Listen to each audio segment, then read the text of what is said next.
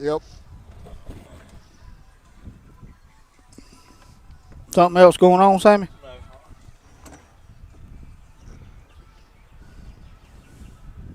Good afternoon and welcome back to Indian Field. I'm Adam Bell for Charlton Sportsnet along with Grover Roden and Sammy Hendricks.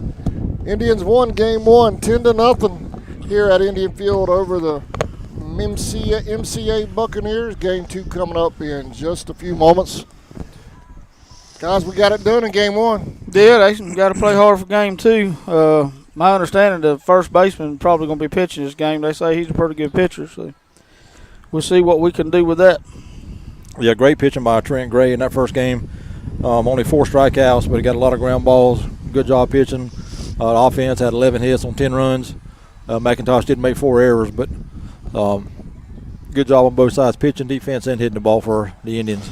We had some big plays on defense, too, with Tristan Herring at shortstop making that diving catch, then to throw over to Bailey on the same play for the double. Yeah, that was a great play that he made on that play. Connor Nelson made several good plays at third base.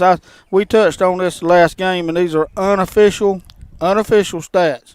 But we had talked about Trent Gray with his pitching. He's got 9 wins and 1 loss, 1 save. He is through 74% of what he's thrown from the mound has been strikes. He's had 15 runs scored on him all year out of all that pitching and 10 earned runs. He's had 4 walks all year. Wow. That's impressive. So he struck out 1 in 3 batters and walked 1 in 50 batters. That's about as good as you can do a not win pitcher of the year in the region. Yeah, great job by Trent all year. That's some impressive stats. And hey, let's don't forget the diving play made by Wade out here in center field. Oh, that was a huge play out here in center field by Wade. For the third out, that was a great play also. McIntosh looks good. I understand they didn't make it to the playoffs last year, but the starting pitcher done a good job. The Indians just hit it, and the pitcher they brought in, he was a good pitcher also. They made a couple of good plays on defense. It's just hard to beat base hits. Want to get some business out of the way real quick. I know Andy doesn't care either way, but I want to thank Andy Gowan Aldridge Insurance, making it possible to bring you this 3-game series, 3rd game if necessary.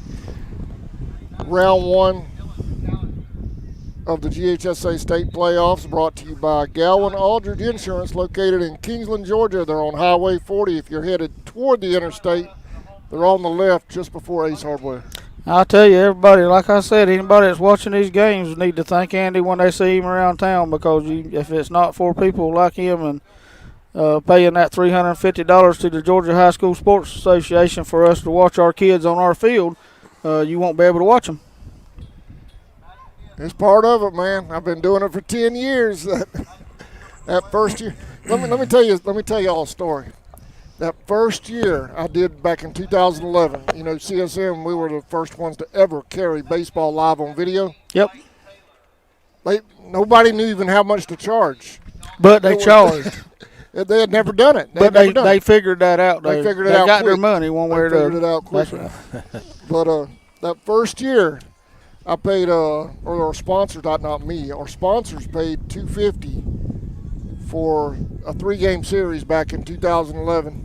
That's right. It's gone up a little bit since then, but I was here when that was going on. There was sponsors paying it. You had individuals giving you money for it. We had every series we had that year was here at home, and like I told you before, there was 2 kids that I know that got scholarships just off of a coach from college watching CharltonSports.net for the other team, a player on the opposing team. Yeah. And picked up on something our kid done that they liked, and they got a phone call. I didn't know about the other team getting a kid picked up. No, our kid. Oh, but okay. that college coach was watching one of their kids. Oh, okay. And one of them was Derek King, used to catch for us.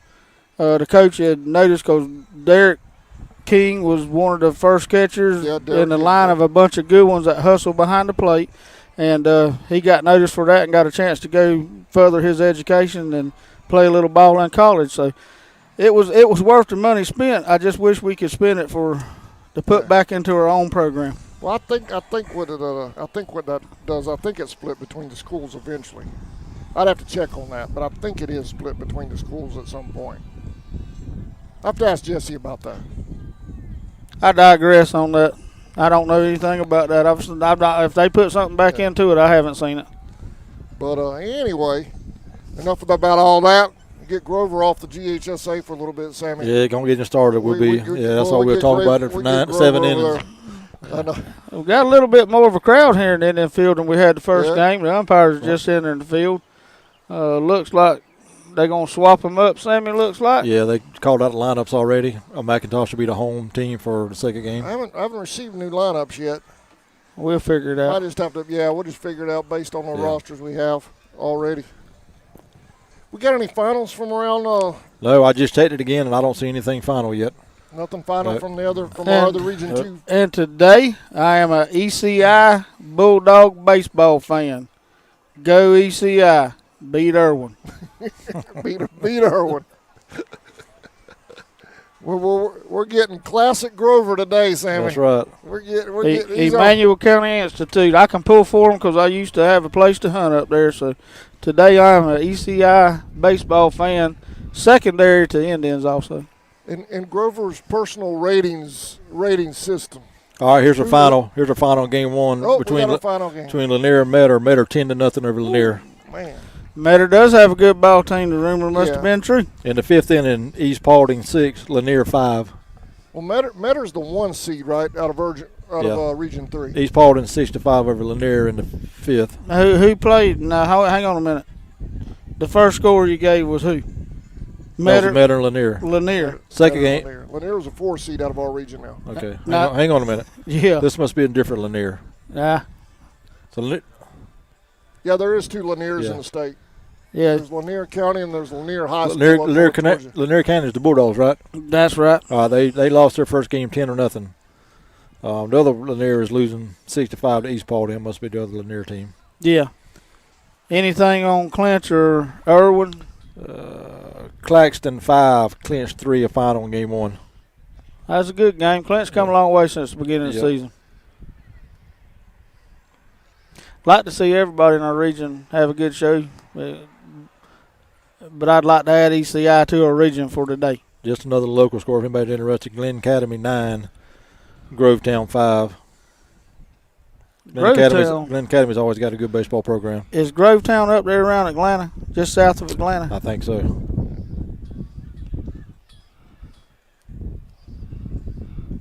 We got a guest up here today, y'all. We'll give him an introduction from Berrien newspaper, right? Darien newspaper. I don't know why I keep saying Berrien. So, welcome to the press box, man. Reed. Mr. John Reed here. He's taking some photographs for the local newspaper over there at McIntosh. What's the newspaper called? Darien News. All right, y'all check out his sports photos. I guess the issue will be coming out next week. All right. Sammy, we was correct when we was in the break. McIntosh Buccaneers is going to be home this game. They continue to do the playoffs like the way it should be done. We play double headers in our region. We're home and home. Home and home the whole time. So the whole time. So in the playoffs, of course, it's home, away, and then if the game, the third game, you'd be home again. Okay. McIntosh is taking the field for game 2. I believe the umpire that was at first base, don't know their names, going to move to home plate for this game, and the one from home plate's moving over to the first base. That's right. Third base ump stays the same. That's right. Third base ump stays the same. Ready for some baseball, guys. Look like a little clouds back towards I was just coast there. I just finna say kind of want their spot there, and they got a couple spots over here to our right. It's getting that time of year where there's just enough of heat for a thunderstorm to fire up every once in a while. Beautiful day to watch baseball. If y'all ain't doing nothing, come out here and support your local kids making it to the state playoff for, I believe, the 10th or 11th year in a row, maybe. Since 2011. So it'll be the 10th year in a row. 10 years. They've been live on CSN all 10 years, too. So I've been along for the ride. Yeah, I remember the old raggedy guy pulling up. Had one little old camera. Little old camera, laptop, and back of a pickup truck. In the back of a pickup truck. Well, we have Don't forget about my pop-up tent with the blocks holding it down. Pop-up tent with concrete blocks. Looked like the Clampetts that come in here with a video camera. I cannot believe Eddie Lambert back then here, because he was a big photographer back then around here. Yeah. I cannot believe he didn't get out one single picture of my setup out there. Well, I have nothing to remember that by. I'll see what I can dig up, because somebody had to take that for future reference. You would think somebody, Tracy Willis, somebody would have We're done going to get started here at Indian Field. Lead off Tristan Herron. Going to have Wade Rutherford on deck. A nice pitch on the outside corner. 0-1. Big number 12, Eric Lewis on the mound for McIntosh. He played first base the first game. Whoa. Ball a little bit high. 1-1. We don't have a roster for either team, so we'll just call it as we see it. Looks like defensively McIntosh is about the same as at the end of the first game. Yeah, we got I believe their right fielder in the first game is going to be moved to first base. Gentlemen, he called out a ball. He did. 2-1. That's ball 3. The center fielder that started the game is now playing left field for McIntosh, number 11. Outside, our leadoff batter's on. That's going to be Wade the Rocket Rutherford to the plate for the Indians. Connor Nelson's going to be on deck. So far the Indians has kept the lineup the same as the first game. That's pretty much been constant here the last half of the season anyway. Yep. Wade's got to lead off first base. I tell you, number 12 is a good-looking kid. Lewis kid for McIntosh. He's a big, tall kid. He's slinging it in there. Yeah. Ball. Called ball. Yeah, called ball. Missed outside corner by a little bit, I guess. Nice looking pitch. A little bit outside.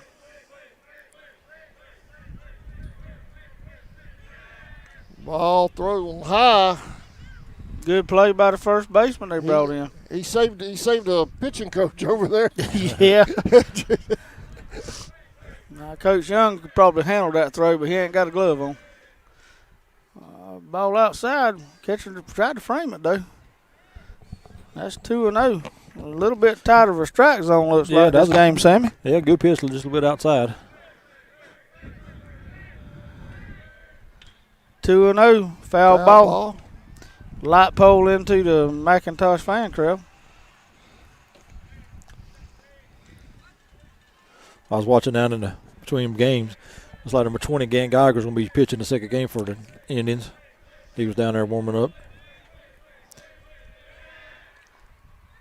Gant's done a good job for us this year pitching, so maybe he'll start the game off good. Yeah. He's gonna have to be in the strike zone though, because he ain't gonna give him much. Don't look like. Down low. Ball low. 3-1.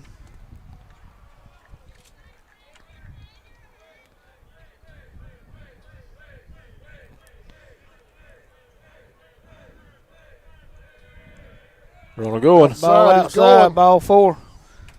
That's going to be Indians on second and first. Connor Nelson up the bat.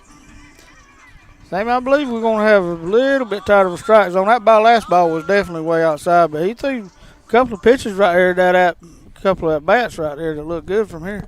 Yeah, we'll have an early pitching coaching visit from the mound there, McIntosh coach. He's probably just trying to settle him down. I've heard from one of their fan base. He's a pretty good pitcher, so probably if that's their best pitcher, I doubt they're going to take him out unless they got to. Runners at first and second for the Tribe. No outs here in the top of the first.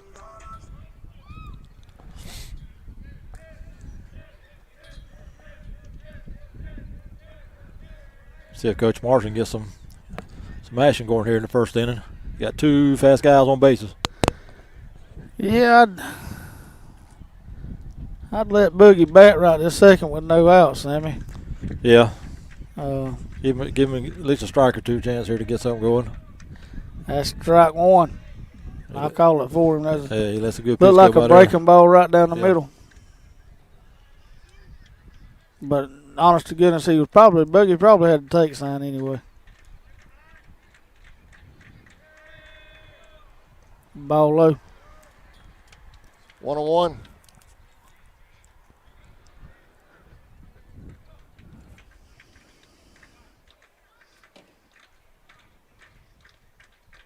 Tristan with a good lead down to second, as always. His secondary's off chain. That's going to get by him. That's going to get to the fence. One hop to the fence. We got Indians stacked on top of each other. Headed for home plate. Wade's going to catch Tristan. Wade's going to Tristan better not. He better not give up on that. He's going to run over the top of him. Indians lead 2-0 in the top of the first. Bring up Shakari Bailey to bat. That's going to be a double for Connor Nelson. Well, Wade was on his heels, wasn't he? Yeah. Wade knows one speed.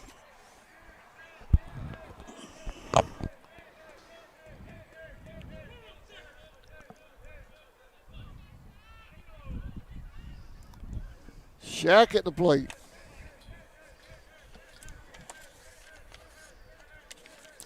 Looks like he's setting up inside. Ball's must have been a little bit inside on him, 1-0. He basically threw that same right where the catcher was set up, though. Yeah, he did. Yeah. Looked like they got a attack plan against Sicario. That's inside. 2-0. Just about the same spot, a little bit lower. He gets that over about 2 inches, though. He's got him a strike right there. Sean Russell on deck for the Indians.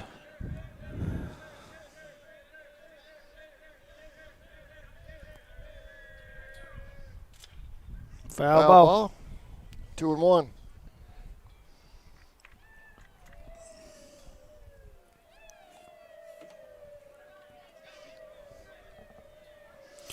A little bit of noise there in the crowd, Grover. That's the dugout. That's not the crowd.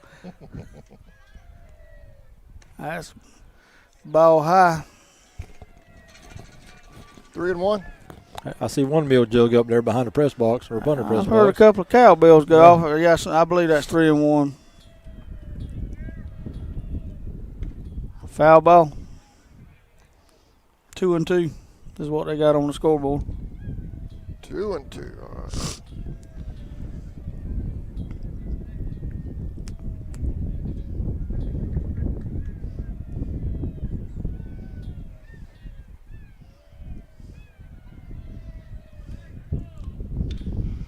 It's going to be a foul ball down third baseline into the crowd there. Set up. Got some Indian fans with their tent set up. Just about got a packed house in the stands there behind home plate.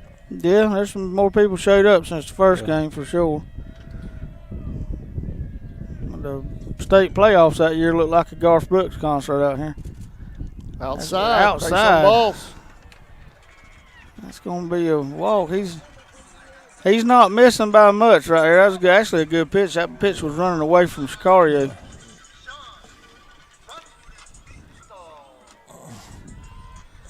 Sammy, is that where they set up with that third umpire in the middle of the field like that? No, he needs to back up more toward the clay.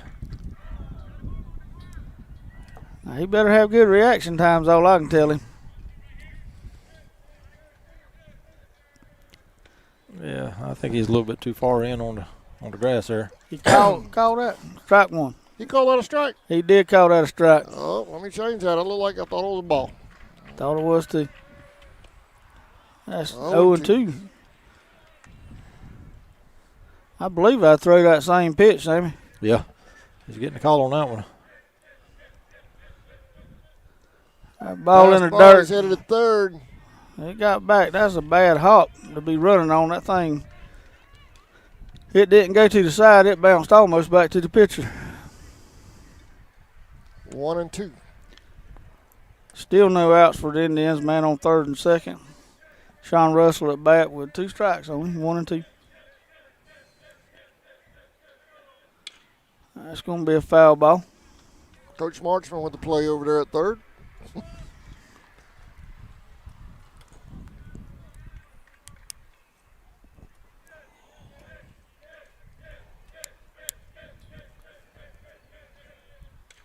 Foul ball again. Count remains 1-2. That's better at bat this time, Sammy. Yeah, he He's Sean's been struggling a little bit tonight. Yeah, he was 0 for 3. Well, actually, he's 1 for 4 last game. He went up getting a double his last at bat. Yeah, but he could get a hold of one at any minute. That's right. That's popped up foul behind the plate. Doing a good job battling up there. They're battling for sure. Sammy, have you seen a Pelham Johnson score yet? I think I did see one of them. That's the Purdy pitch. Got him looking on the third strike right there for out number 1. And I just want to remind everybody that I had to give stats on Trent Gray. Sambo did not have him. Sammy Hendricks dropped the ball. You did good on that, Grover. I appreciate that. I appreciate the help. I appreciate the backup. That's what I'm here for, brother. Oh, I tell you what. I don't know what I'm going to do with you two. That pitch must have been a little outside. He does a good breaking ball, too. I want to know. Missed the strike zone just a little bit. Ball high. 2-0. Hey, as long as he's this way on both sides and consistent with it, get through this first inning, you'll know what to expect from there on out. Fly ball. That's going to be out here. The right fielder up under it, calls for it, makes it. Shack's tagging. He'll make it to third on that. 2 outs for the Indians.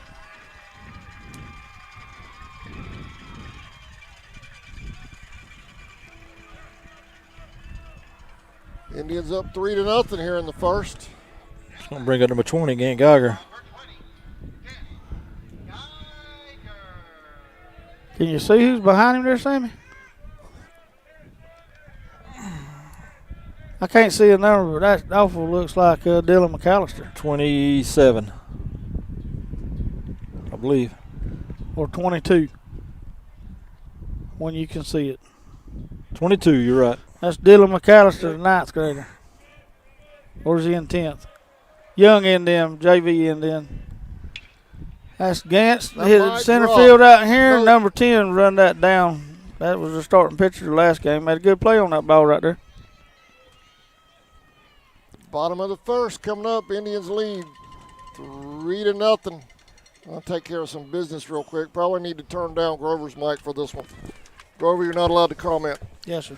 The Georgia High School Association is a voluntary nonprofit organization composed of over 460 public and private high schools. The GHSA administers regulations for region and state competition in 19 sports and 2 activities. Founded in 1908, the GHSA strives to promote good sportsmanship, participant safety, and fair play among its member schools. For more information, visit GHSA.net. Follow at GHSA on Twitter, Facebook, Instagram, and YouTube. The Georgia High School Association would like to thank its corporate partners for their valuable support of high school athletics and activities. Georgia Farm Bureau and Insurance, Georgia Electric Membership Corporation, Gatorade, Wilson, BSN Sports, the Atlanta Hawks, Mizuno, the Atlanta Braves, Subway, Sports Medicine South, the Atlanta Track Club, the NFHS Network, Regions Bank, Max Preps, GoFan, Georgia Public Broadcasting, and today, CSN. I'm going to go to a commercial. We'll be right back after this word from our sponsors.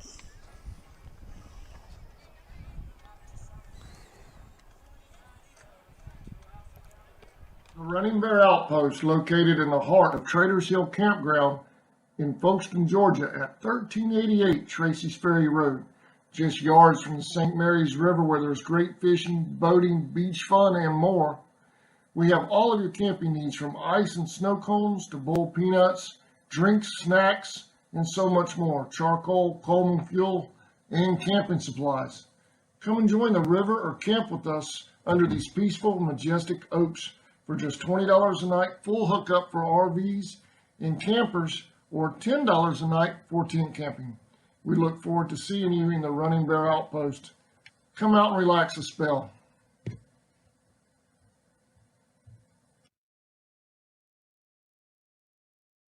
years, Georgia's electric membership cooperatives have made Friday night. All right, welcome back to Indian Field. Bottom of the first, Indians lead 3-0. Geiger on the mound for the Tribe. I hope Gant was watching closely at the strike zone because you're going to have to be – he's not going to give much corners. Sammy, it's number 10, according to the scoreboard. Pop up right out of play on the third base side for strike number 1.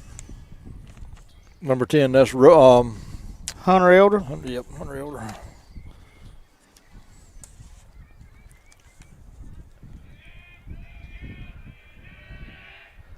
That's hit back to short. Shortstop's got it. With the throw. There you go.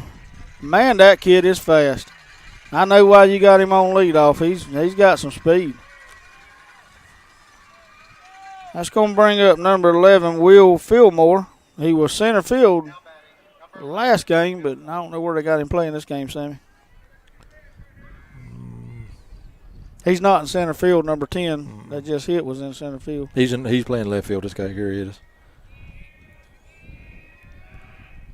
That's going to be a bunt back in front of the plate. Picked up for out number 2.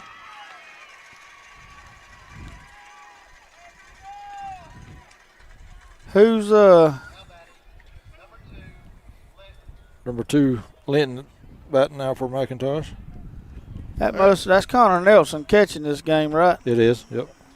And that means Trent Gray is going to be playing the starting pitcher last games at third base. Sicario at first. Kobe playing second base for the Indians. Trenton Hare, number 17, shortstop. Najee Smith, right field. Wade the Rocket Rutherford, center field out here. And we have one of our young Indians, Dylan McAllister, number 22, is playing left field. I'm getting a shot of the signs back there real quick, then I'm going to flip it back. That's a hard hit ball out here towards Dylan McAllister, young Indian, for out number 3. Makes a good play on that. Good break on the ball. Out number 3, there we go. Y'all help me out. Who's got the binoculars? So tell me what those signs say. Y'all leave them signs up a minute. I'm trying to read the signs. Oh, they put them back down. Never mind. I was trying to give our fans some plug up there. There you go. One of them says 99 Pickens. Problems. MCA ain't one.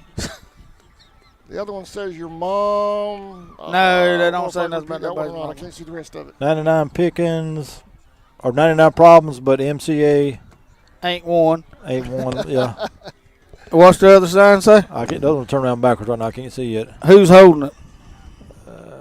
We're going to go to commercial break and pay some bills. We'll be right back. I can't You're see that watching one. Indians baseball on CSA. You might have better eyes than I do. You want to look?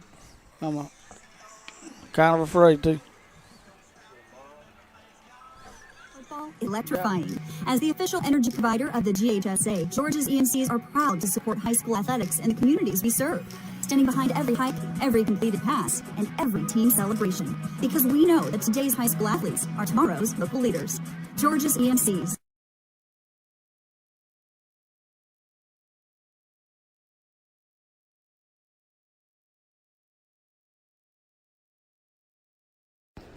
Okefenokee Sportsman is locally owned by Fred and Rawling Coley, who have loyally served the people of Folkestone, Georgia, and surrounding counties for 17 years. Hunting and fishing supplies, as well as live bait, are our specialties.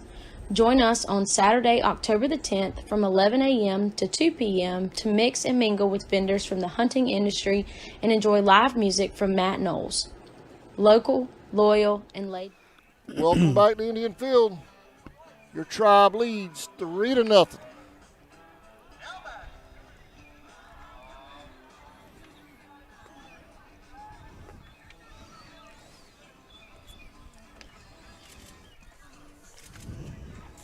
Here, Sam.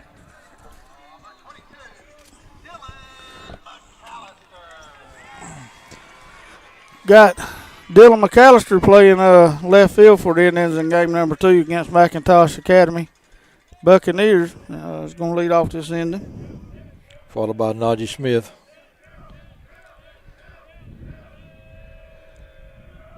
Oh, hit by a pitch. Lead-off batter at first. Easy way to get on right there.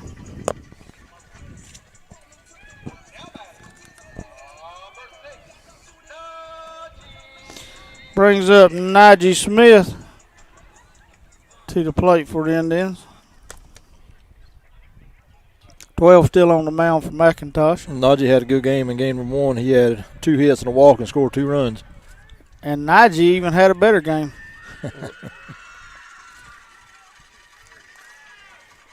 Still second.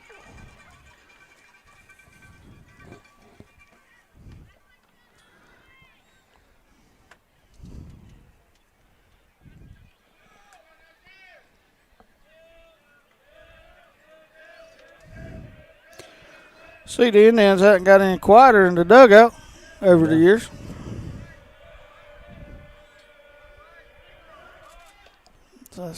He went for that. 1-1.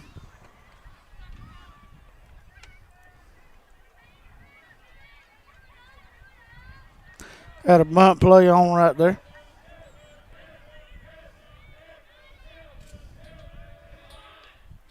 Bunt down third. Najee's going to make that. Indians on the corner. Runners No on the outs. corner. Scored out a base hit, Sammy. Base hit all day long. Working a little small ball down there. Gonna get us back to the top of the order and Tristan Heron. Tristan walked and scored back in the first. Who was that? I was talking about this. Oh, East Paulding still 6, Lanier 5 in the 6th inning. That's the wrong Lanier. You all right about that? My bad. Stat guru. Ball high. gonna steal No second. throw. He's going to get in there without a throw.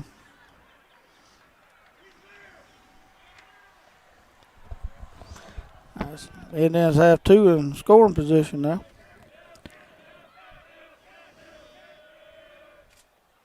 Ball low.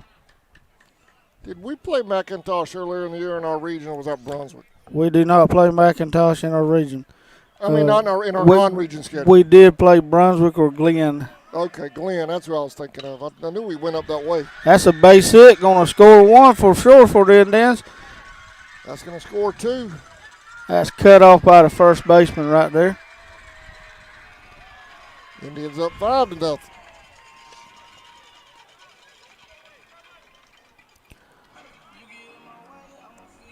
It's going to bring Wade Rutherford up to bat for the Indians. Got her. No, I'm in our non-region schedule. But you know I what got mean. you. I think that was That was Glenn County. that was Glenn Academy. Yeah. Glenn Academy. Yeah, they look like a D1 college baseball team when they was out there on the field. Good looking kids. Glenn Academy's playing Grovetown in the first round of their playoffs. Fly ball toward first. Out of play.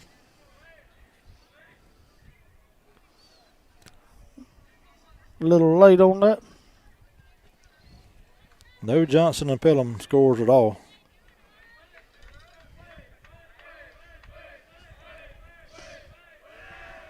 That's Wild thrown throw. away. He got stepped on. Had I a don't think collision right there. He had to hold at first base. I don't know what's going on. Hey, yeah. I think he got stepped on his wrist or his arm. Yeah. He's going directly off the field. Ryan Young's called for somebody to come out there for him. So I don't know if he got clicked right there. We have to see. Got some movement in the dugout. I believe that's probably going to be an open wound they need to take care of, Sammy. Yeah, he was holding his right hand going back into the clubhouse. And hopefully that's all that's wrong with it. Nothing intentional right there. Just had to throw back to first. It got away from the pitcher a little bit, and the first baseman trying to make a play, go get the ball. Going to bring in a runner for him.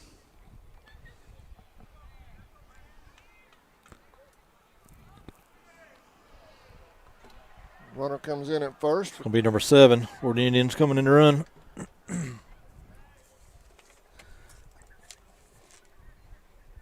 That's Ian Vickers. That's Heath Ray. Okay, my numbers are messed up. Heath Ray, right? Yeah, that's Heath Ray. That's what I thought it looked Okay. like. But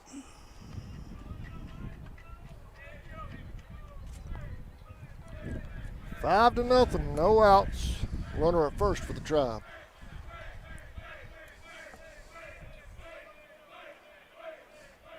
Hopefully this is just a courtesy runner for the Tristan to get him patched up there. Nothing serious. He must have been hurt though, because he comes straight off the field. So. That's swing and a miss. 0-2. Nice breaking ball. Off speed of some sort.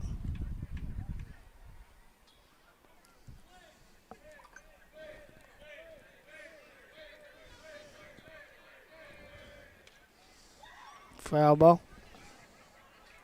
Still 0-2. 2 runs here in on the second inning. Runner at first, no, still nobody out. 5-0 Indians. It's going to be hit the third base side. He makes the play to second. He's safe at first.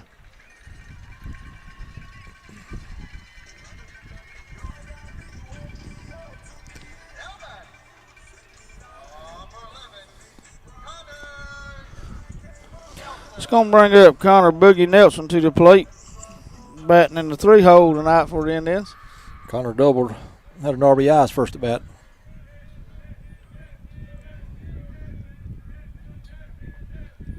Sicario Bailey on deck. Ball inside and a little high. 1-0. He's been, we talked about it at the top of the first. I think he's been pretty consistent with that strike zone. We just was throwing it and they were swinging at it our half. That's right. That's going to be through the hole. That was caused by the runner breaking from first right there, and he third. Got a hole right there.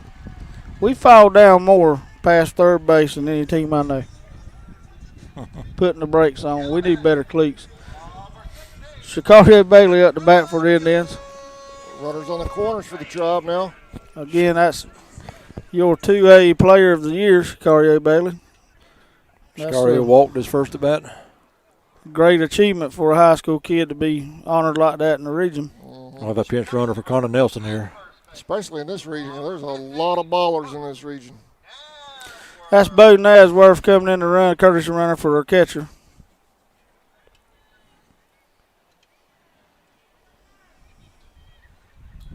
Just one out.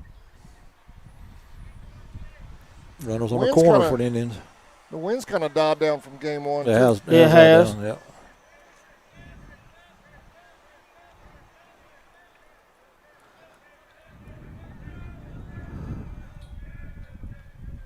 Thought maybe we ran you off a while ago, man. I said, Lord, he's probably laughing his head off at us. That's how hard hit ball out here. That's going to get down. Oh, a heck of a play by their right fielder. That's going to score a run. Runner first didn't notice that, but the runner should score. No, he won't score. It's on a double play. They said we didn't tag over at first. Yep. They get the double. Base running by the error by the Indians brings the inning to a close right here.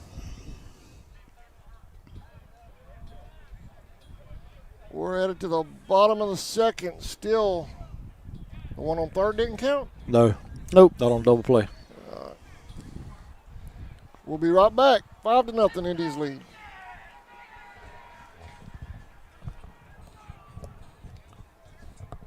Back. Okefenokee Sportsman.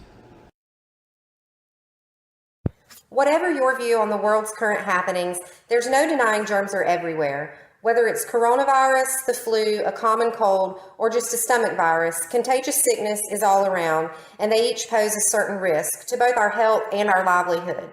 Why not take a safe and affordable step to help reduce those risks? If you want to help protect the spaces you enjoy and the people that enjoy them with you, or if you simply need an extra hand with cleaning, call Rogers Reflections today at 912-496-3343, and don't forget to like us on Facebook.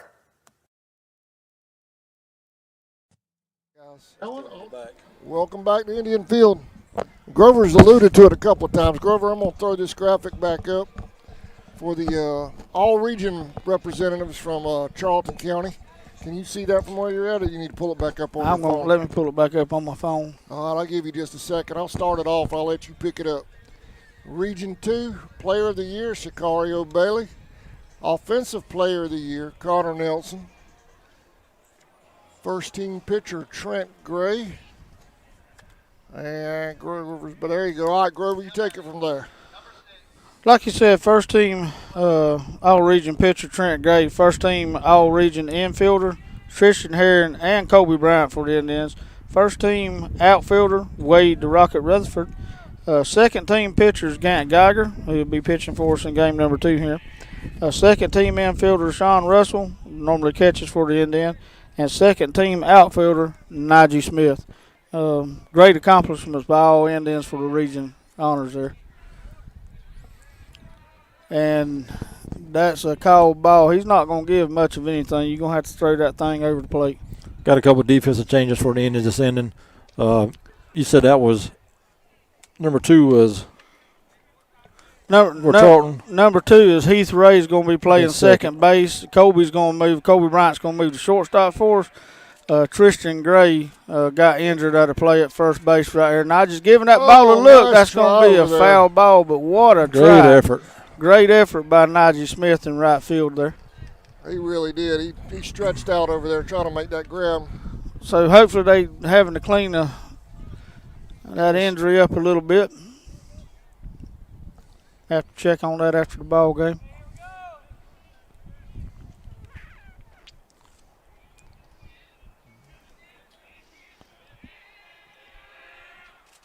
Swing and a miss for out number 1.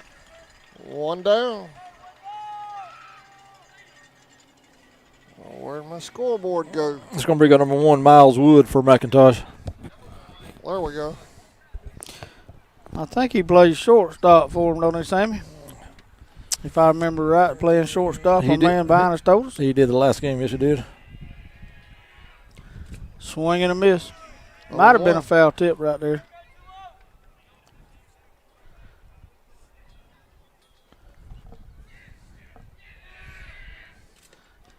Yeah, that's 0-2.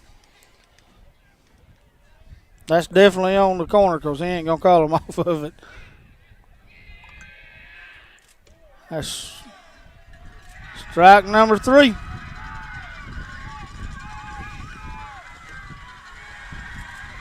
That might have just been ejected from the game. Yeah, he said something to the umpire. Yeah, he's just coach is angry right now about that. I hate to see that. Kid's been doing a good job for him in the field out here. The coach will probably be right behind him if he hadn't already. Well, maybe he's just being restricted to the dugout. The kid, I don't know if the kid said something, but I hate to see that. He's about to get ejected. Oh, other blue got him calmed down. Boy, he came out of there quick, didn't he? Well, these coaches put their heart and soul into these kids. Absolutely. Hey, I've been on the side of that right there. It's frustrating. You know, it's hard to call them from out here. I can tell you from out here, that might not have been a strike most of the times you throw it up there neither. Yeah. With that umpire, he's had a tight strike zone. And from here, Sammy, I don't know what you've seen. It looked a little bit outside and a little bit low. It did. It was a good pitch, but it looked like a ball to me, and that frustrated the kid, and he let his emotions get the best of him. And he'll learn a lesson from that, and hopefully their coach is just restricted to the dugout right now, and he didn't get throughout also. So are they just giving them a cool-down period right now? Because I know they can't possibly be talking about strike zone. No, they write whatever they write down. They have to do a report and turn that in every time somebody's ejected from the game. Make it official and all that stuff. But what this also does is it slows down the momentum that Gant Geiger had on the mound too. But yeah, what it also does too, another thing, Grover, if something was to happen just to go to a game 3, that player is out for the next game.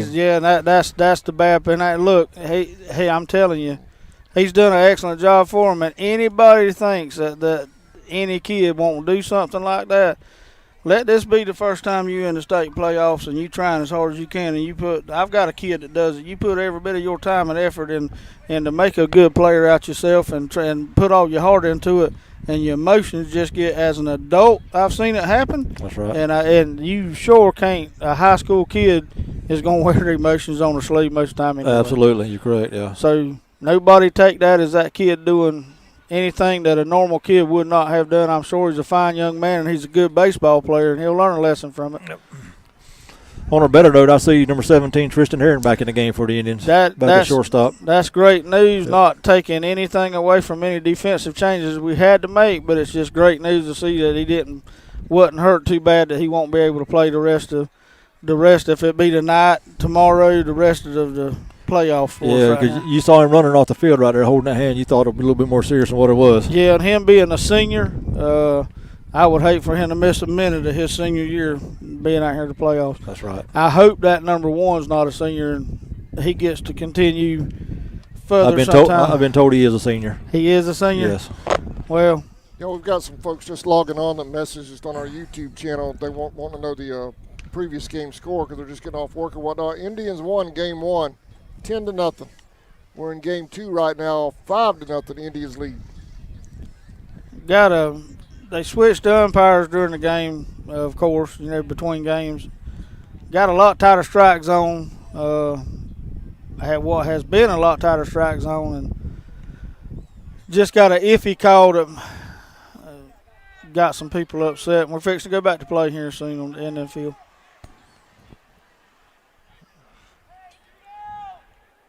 They took a while writing that report y'all were talking about.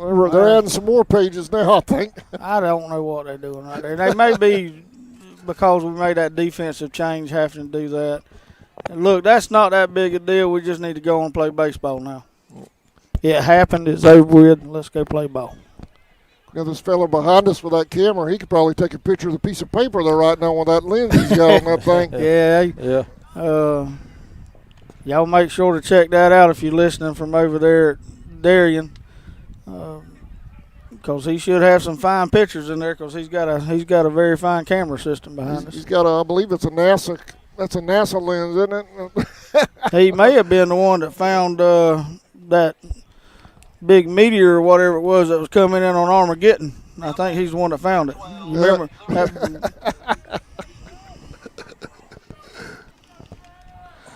All right, back to playing ball here. 2 outs, bottom of the second. Indians are guest this second game.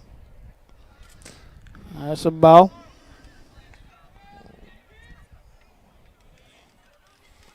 Want to know. That's the pitcher, number 12, Eric Lewis, at bat for McIntosh now. He called out a ball. That's 2-0. 2-0. They having to get a coach around here at third base now. Gant needs to reconcentrate right here. Had a lot go on since the last pitch he threw.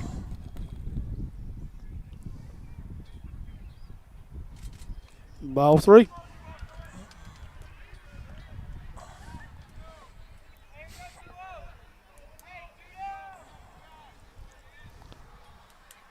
Gant's got to find his rhythm again after a little bit of a break. Yeah.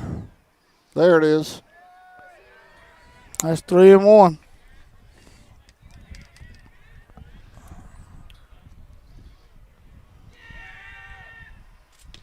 Woo, right down the middle. Full count. I believe McIntosh's dugout got fired out after the ejection also. So that's ball 4. Ooh. He'll head to first. That'll bring up number 20, Peyton Waters for McIntosh. Indians still with 2 outs here and running on first.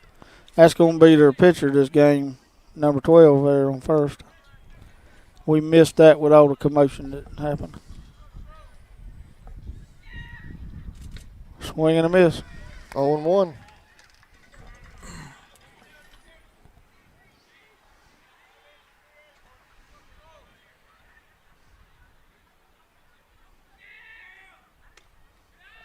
Sammy, you've umpired before. That was a quick ejection. It was. The player must have said something pretty bad to the umpire to throw him out that fast. Only speculating that. Yeah. He couldn't. I've seen him simply point to the ground where they thought the pitch was and get thrown out also. He's going. Throw to second. Got him. Oh, but had him for a second. Great throw by Connor on that play. That was a nice throw. Yeah, he couldn't hold on to it. Well, that boy's about 7 foot tall. I probably got out of his way too.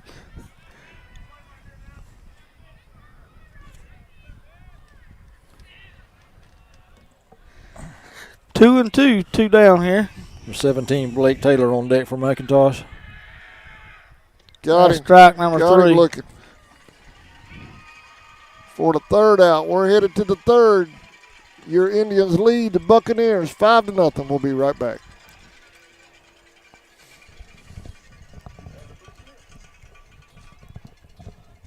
Insurance, located in Kingsland, Georgia, is proud to serve the communities of Charlton and Camden counties, offering life, home, car, and business insurance. See Andy Gowan today for your insurance needs. Phone 912-729-7600 for more information. Protecting you is what we do. Gowan Aldridge Insurance is a proud sponsor of the Charlton Sports Network.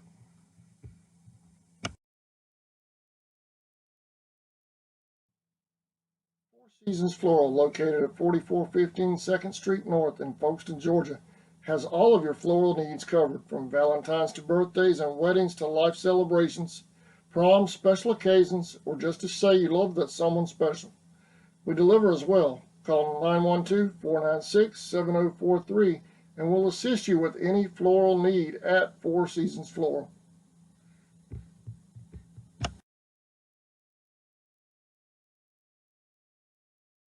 Since 2009, Southeastern Automotive Group has been buying for and selling to most of the franchise dealerships in the area. What if you were able to bypass the big dealerships with the big markups? Buy direct from the supplier. Save thousands of dollars on your next vehicle purchase. Have a trade-in? No problem. With used vehicles in such high demand, Southeastern Automotive Group has dealers ready to buy your trade. If Southeastern Automotive Group doesn't have the perfect vehicle for you, using their vehicle locator program, they will have it shipped in without any hassle or haggling you hate. With over hundreds of thousands of cars available at auctions across the nation, your next vehicle purchase is just a click away. We're back. Welcome back. Indians up 5-0 here in the third. Going to have Sean Russell leading off this inning for the Indians right here. McIntosh still with number 12 pitching.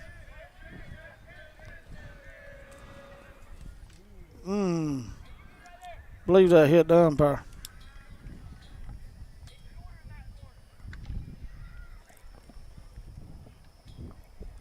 What a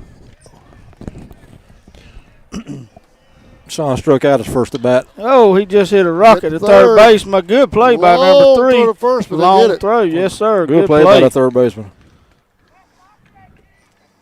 That was a good play and a long throw. It sure was. That's a nice play. Good defensive play by McIntosh right there for out number 1. Made by number 3, Dawson Hassler. Yep. Playing third base. He was second base the first game. And then bunt foul. Bunt foul. I think that called a piece of the catcher right there. Colby Bryant. Catcher still looking for it. I think it went back there by that baseball. I think he just take. I think that got him. I think did he it just get him? Yeah, I think he just taking a minute right here.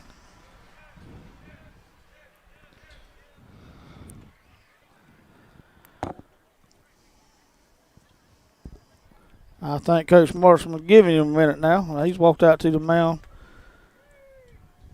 Ain't nothing no worse than a foul ball to the inside of your thigh right there, Sammy. Yeah, no doubt about that, and I've had plenty of them. I figured they call you 10 Cup. Because as old as you are, they couldn't have had nothing no more than metal back then. They had just discovered iron back then. Inside. 1-1. I'll let you have that one there, Grover. Well, Sammy, our Mountaineer weekend gig hadn't called yet, so you can tell your wife to build that honeydew list now. that's a base hit right here. Right fielder picks it up, gets it back in. We got a 1 out and 1 on here for the Indians. Brings up, I believe, Gant Geiger. It is Gant Geiger. Gant And flew out to center field his first at bat. And then Dylan McAllister will be on deck, I believe. I didn't hear you a while ago. Did you find a Pelham Johnson score? I can't even find their game listed on the schedule. Because they're in the bracket above us. Right. Inside. Sammy, can you tell if their head coach is still in the game? He's still in the dugout. Good, Yep. good. One hops low. Yeah, that's going to bring the runner second base for the Indians on a wild pitch there, or pass ball. Well, if we can continue this and this score holds up tonight, we'll be right back here again Tuesday and Wednesday of next week. Fourth and the fifth. May 4 and Fourth 5, and fifth, right? yep. Got to win this one first, Sammy. Got it. Well, I'm so glad we're the 1 seed. Making it a whole lot easier on me.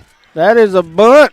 He's did everything he could, but he's out at first. That brings the runner there, and that's going to put the runner third base for the Indians. Brings up Dylan McAllister. Dylan's a young Indian, but he's had a couple of region games this year where he's put in some work and done a good job for the Indians. Yeah, Dylan got hit by a pitch and scored a run his first at bat. We played small ball a good bit this year, bunting runners, everything things like that. But I don't think I've seen in one game as many bunting tests we've had tonight. No, this is I don't know what the reason for it is, but we've done a lot. I know they're not to give any secrets away, but they play pretty deep third base side. Yeah, they do, and then they have been, whole first game and most of this game as well. Third baseman's kind of moved in a little bit, but shortstop, he's playing way back in second base. Even both. with the man on third, he's still 3 or 4 steps behind the bag right here. That's going to be hit to the second. Play over to first. Is in time. Bottom of the third coming up. Indians still lead 5-0. We'll be right back.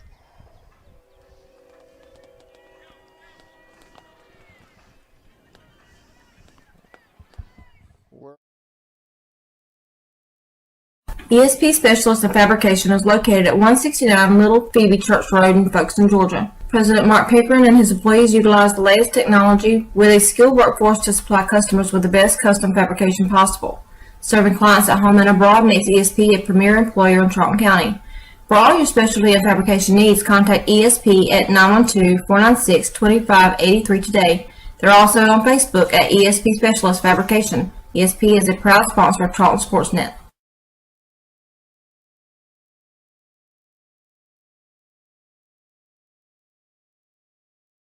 Why buy from the new Walker Jones Used Car Mega Center? We'll treat you like good friends and neighbors should. That's the Walker Jones way. Plus, a lot of our employees here at Walker Jones have been working 10, 20, even 30 years serving our community. And we'll always get you the best price possible. At Walker Jones Mega Center, we have all makes and models. Walker Jones Used Car Mega Center on Memorial Drive in Waycross and online at walkerjones.com. Welcome back to Indian Field. Just for the historians, Alan, I wanted to make clear, they discovered iron when Sammy was actually 10 years old is when they discovered iron. So he had a cup coming up through middle school anyway. Yeah. Game 2 of a 3-game series. Indians won game 1, 10-0. We were probably a little bit tougher back in them days than they are now, though. It's 5-0 here at Indian Field. Bottom of the third, second game. Foul ball, 0-1.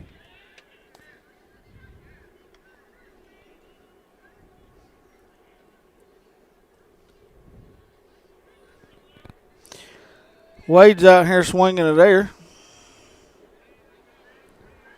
1-1. 1-1. I thought that might have been a strike, but just low.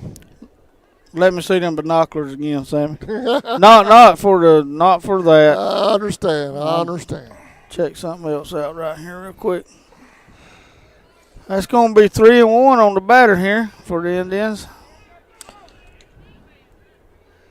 They'll hold it up for 10 minutes. You put these binoculars up. Hit the herring. Hit the herring. Oh, he booted that. Got to remember, Harron just come back into the game with an injury, though, so need to clean that up. He turned in, but then he turned out. But he made an initial move in.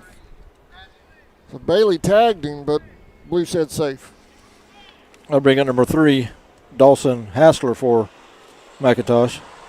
Getting his sign from the new third base coach for McIntosh. If I'm seeing this right, in game number 2, Meadow over Lanier 14-0. Wow. Who? Meadow, if I'm reading it right, it's 14-0 Meadow over Lanier. Wow. Not looking good for Lanier today. No, that pretty much ends Lanier's playoffs. Oh, God. Throw is high. We made an error right there on a throw. Gant a little bit high back to second base trying to get the lead runner right there. So they're going to have 2 on now with no outs.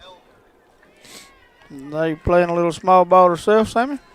Yeah, trying to get something going here. Yeah, ain't no sense in not trying it. If anybody from Lanier is listening, if I'm wrong with that score, please let us know about it. Yeah, kind of hoping that ain't a blowout like that for them.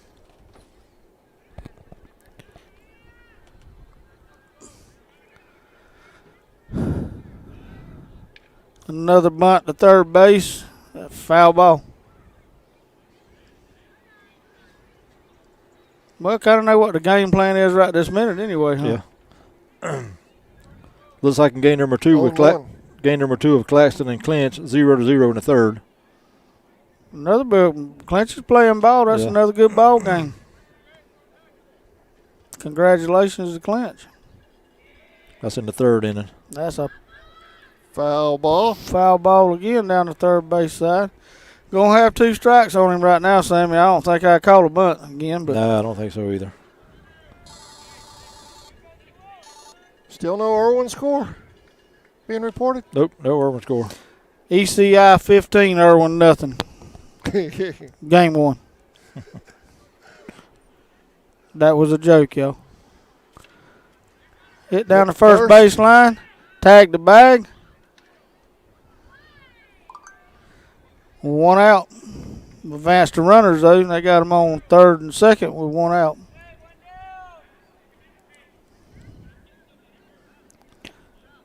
Was that a foul? That was a foul ball. Foul ball. Foul ball. Y'all excuse me, I got to step away just a minute. Excuse me. You all right, Sammy?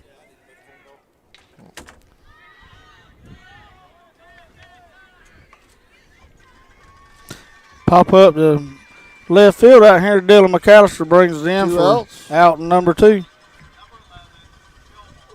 That's going to bring up number 11, Fillmore, to bat for McIntosh. You got 2 outs and 1 out, Grover. 1 out. 1 down. 1 down. I was still counting the foul ball. Oh, my bad.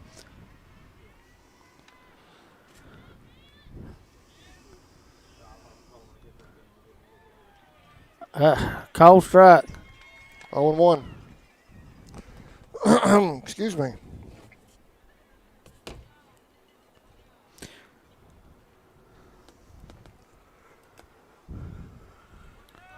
Everything good?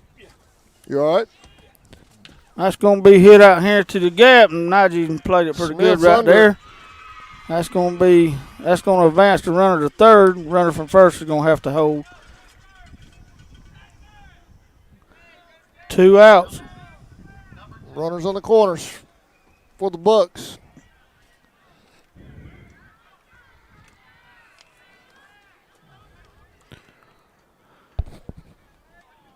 Made an appeal right there. He said he left just when he needed to.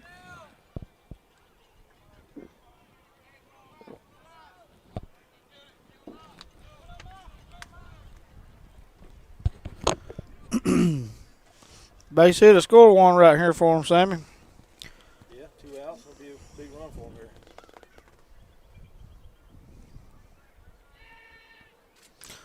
Pop up. Foul ball, looks like. Out of play.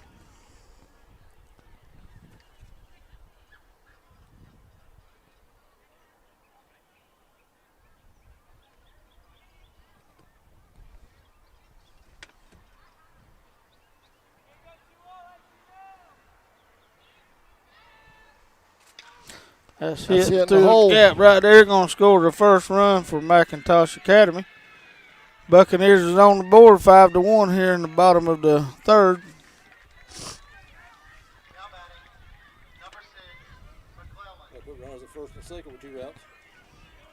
You got to put your headphones back on, dog. Y'all forgive Sammy. When you get 80, you forget a lot of things. It's like he's having a press conference with the Congress today. Foul ball. 0-1. 0-1.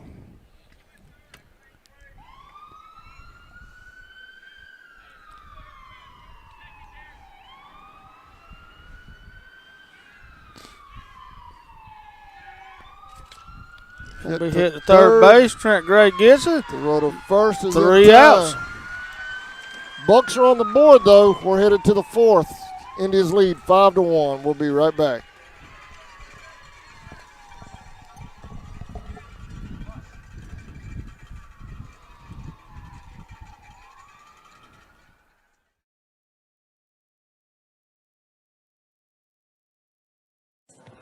The Running Bear Outpost, located in the heart of Traders Hill Campground in Folkestone, Georgia, at 1388 Tracy's Ferry Road, just yards from the St. Mary's River, where there's great fishing, boating, beach fun, and more. We have all of your camping needs, from ice and snow cones to boiled peanuts, drinks, snacks, and so much more. Charcoal, Coleman fuel, and camping supplies. Come and join the river or camp with us under these peaceful, majestic oaks for just $20 a night, full hookup for RVs and campers, or $10 a night for tent camping. We look forward to seeing you in the Running Bear Outpost. Come out and relax a spell.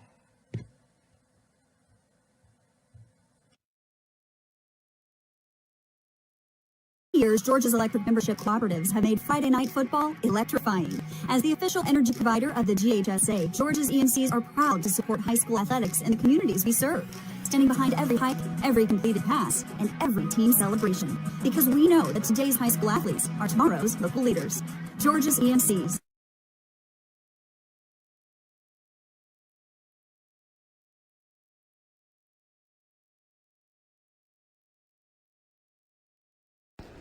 Okefenokee Sports. Welcome back. 5-1 here in the fourth.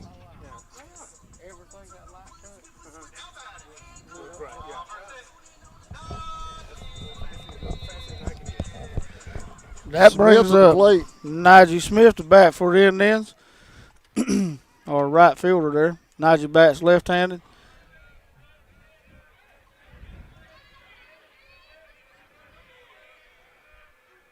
Dylan McAllister's going to be on deck.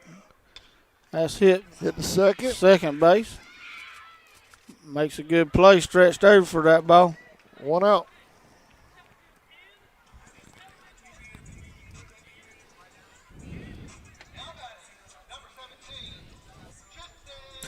Sorry about that. That's going to bring up Tristan Herring for the Indians to be at bat now.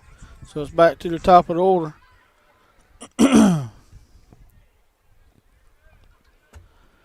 It's good seeing him back in the ball game, Adam. Outside, 1-0.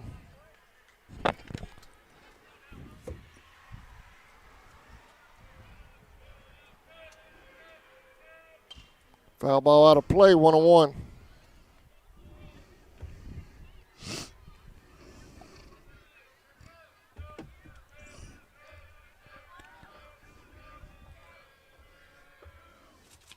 Swing and a miss.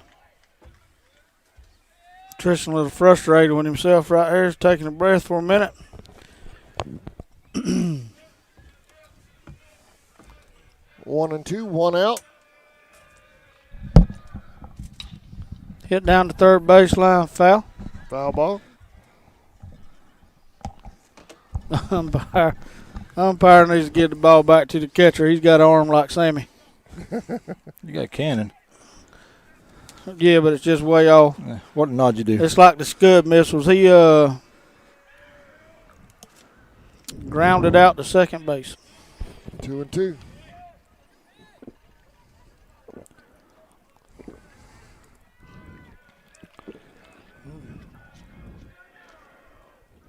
Woo, little chin music there. Full count.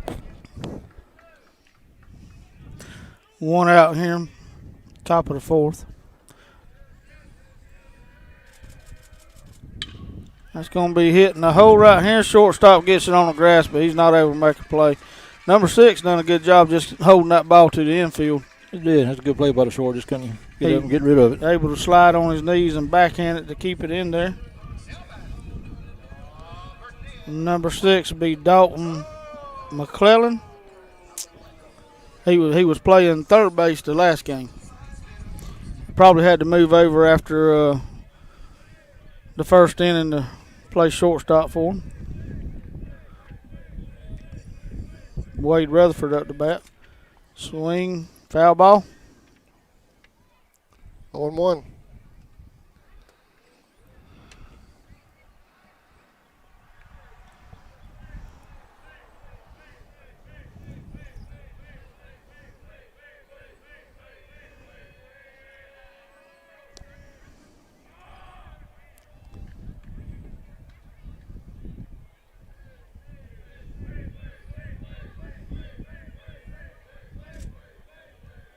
Pitcher taking a lot of time between pitches here, Sammy. He is. A lot of time. Way called times on that.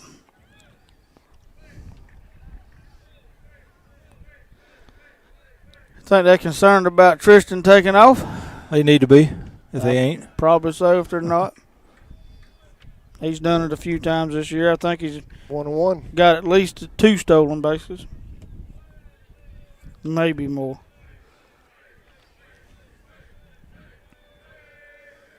Down low. 2-1. Good at bat by way of being patient right here.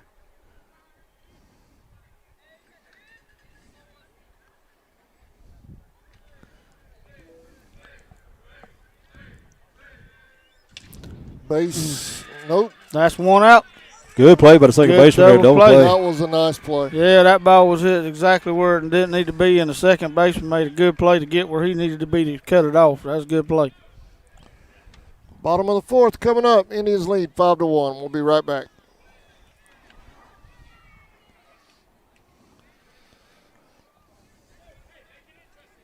Is locally owned by Fred and Rawling Coley, who have loyally served the people of Folkestone, Georgia, and surrounding counties for 17 years. Hunting and fishing supplies, as well as live bait, are our specialties. Join us on Saturday, October the 10th from 11 a.m. to 2 p.m. to mix and mingle with vendors from the hunting industry and enjoy live music from Matt Knowles. Local, loyal, and laid back, Okefenokee sportsman. Whatever your view on the world's current happenings, there's no denying germs are everywhere. Whether it's coronavirus, the flu, a common cold, or just a stomach virus, contagious sickness is all around, and they each pose a certain risk to both our health and our livelihood.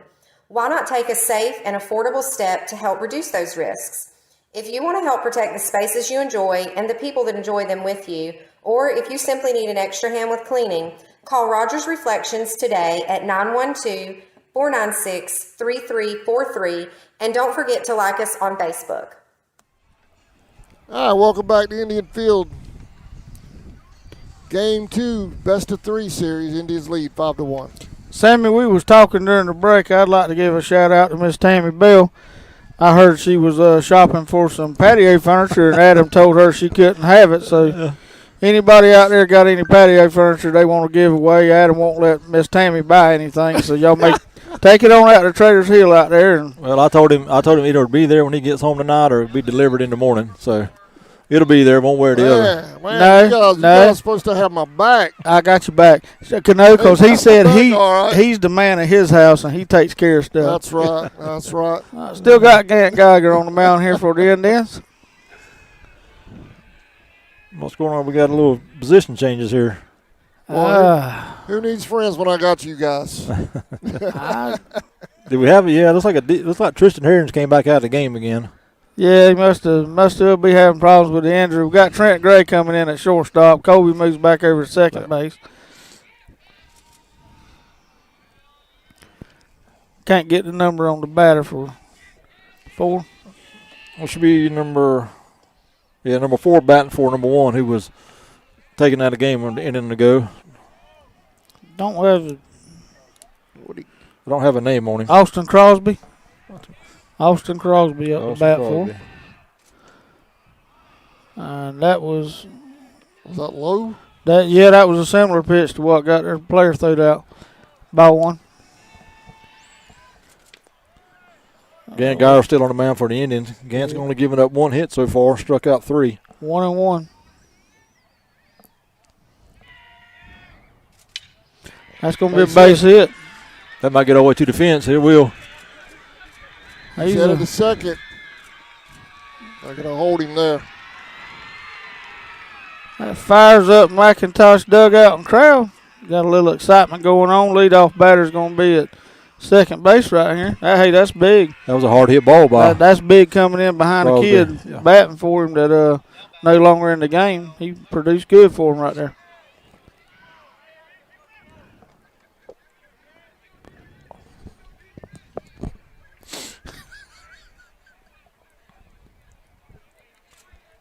What are you laughing about over there? That's a foul ball, 0-1. Bunny back behind the catcher there. I got 1 or 2 on the board, Adam, but I don't think they. One of y'all has count wrong. Isn't it? I don't know. That's definitely 2 strikes now. Well, they got ball 1 up there now with no strikes. It's got to be 0-2, I believe. I believe that's 0-2. He attempted 2 bunts. We're one runner on out here, man.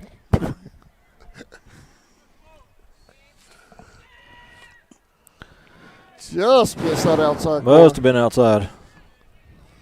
Nice looking pitch for ball number, I've got 1 and 2. They've got 2 and 0 on the board. Maybe we missed something, man.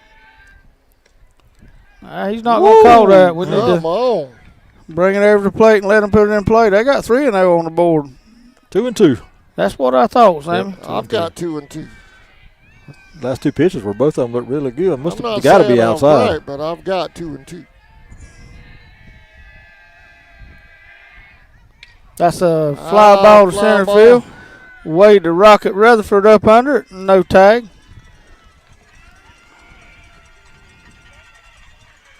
One out.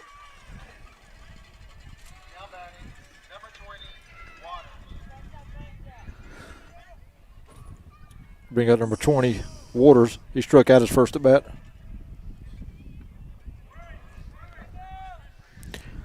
McIntosh with 1 out with a runner on second right here. Swing and a miss. 0-1.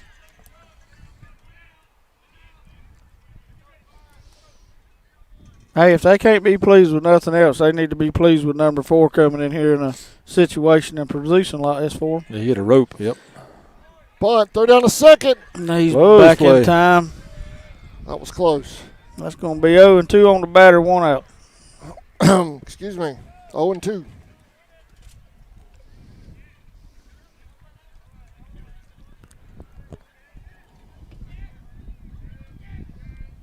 Good lead by the runner second. That's a pop up. Najee calls everybody off. Smith done a good job right here from the outfield coming in, and that ball was hitting trouble land right there. That was good play. He saved that one.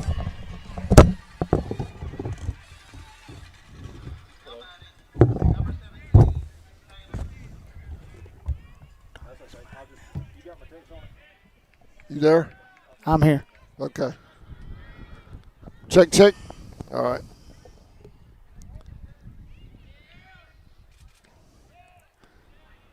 That brings up number 17, Blake Taylor, to the plate for McIntosh. 1-0. That's going to be 2-0. He called that one 1-1. That's the same pitch, Adam. That outside corner right there. He'll call it sometimes. Just missed that one. 2-0. 2-1. I'm sorry.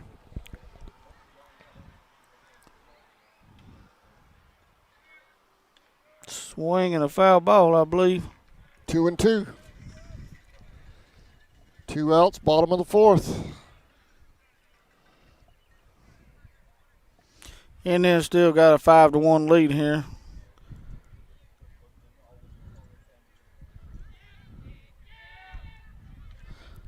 Foul ball out of play. 2-2, 2 outs.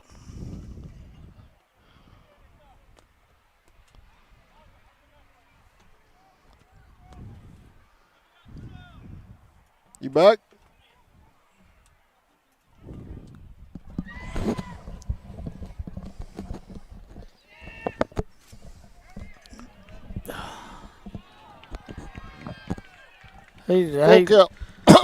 Yeah, that was close there. He must have pulled that back.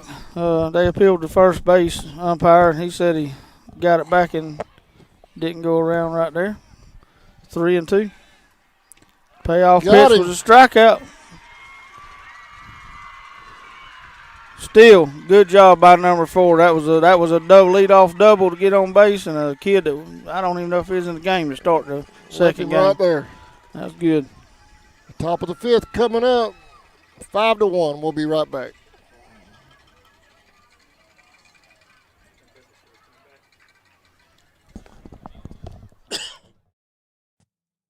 Gowan Aldridge Insurance, located in Kingsland, Georgia, is proud to serve the communities of Charlton and Camden counties, offering life, home, car, and business insurance. See Andy Gowan today for your insurance needs. Phone 912-729-7600 for more information. Protecting you is what we do. Gowan Aldridge Insurance is a proud sponsor of the Charlton Sports Network.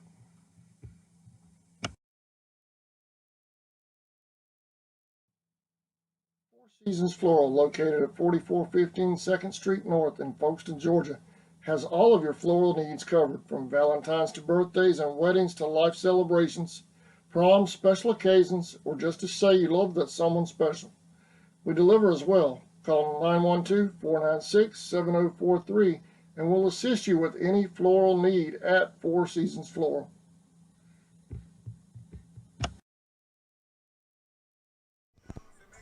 Welcome back.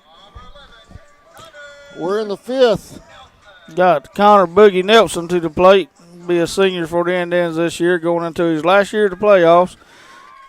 Connor's going to be going to college, I believe, Flagler College down in Florida. Got a scholarship. That's going to be a base hit out here in the gap.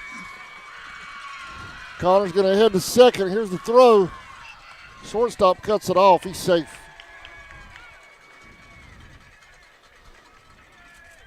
So we got us a leadoff double right there. Shakarier Bailey coming up to the plate for the Indians.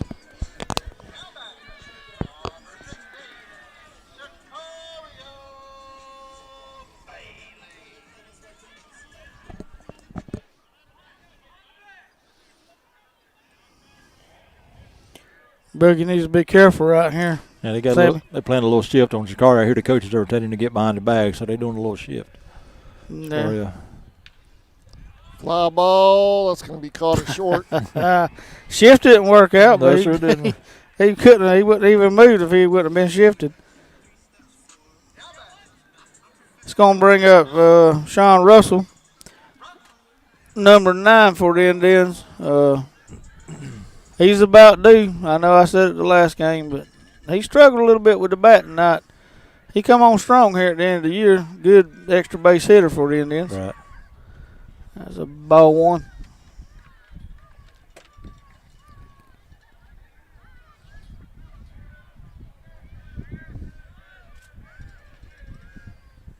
Ball 2.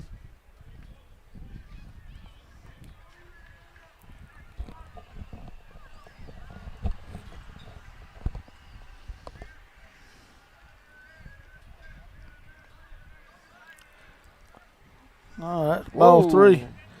Nice job by the catcher. Absolutely great job by their catcher. 3-0. Still no Irwin score, huh? Green light, Sammy. Oh, yeah. Give it to him. Yeah. Yeah. Woo, look out. Foul ball. Man, that ball was moving. Hey, good play by the blue there to get out of the way of that. And made a good call, and it was a foul ball. They were all diving over there. Yeah, good move by the Georgia High School Sports Association umpiring official. over there at third base. Still no score in the second, Clinch and Claxton. Claxton wins game 1 of that series. You don't think they sent an email and said, don't say anything about our scores tonight, do you? They will email somebody. They proved that in the past. I'm kidding. Don't take it seriously. I ain't kidding a bit. They will send emails. That is a fact. Proven in the Superior Court of Georgia. Runners at first and second now for the Indians. Got Kobe Bryant up the bat for the Indians.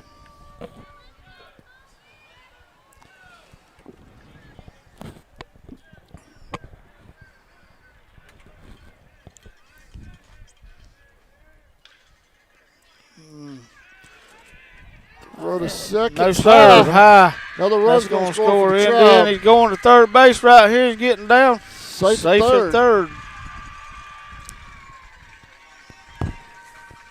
He smoked it, Sammy, but it was right to the first baseman. Yeah, hit ball, hard hit ball. Little bit high on the throw right there, trying to get the runner out going to second.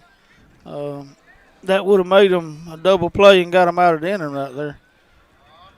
It's a lot harder play for that first baseman than what it looks like sitting in them stands up there. They're bringing him a 20 Gant Geiger. He flew out to center field and hit the ball back to, or actually was thrown out by the catcher. Blowing away. Blowing away, ball 1.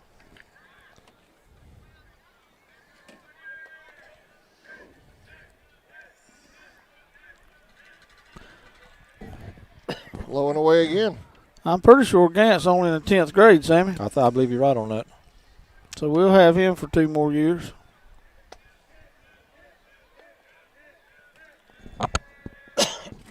Swinging a miss, 2-1.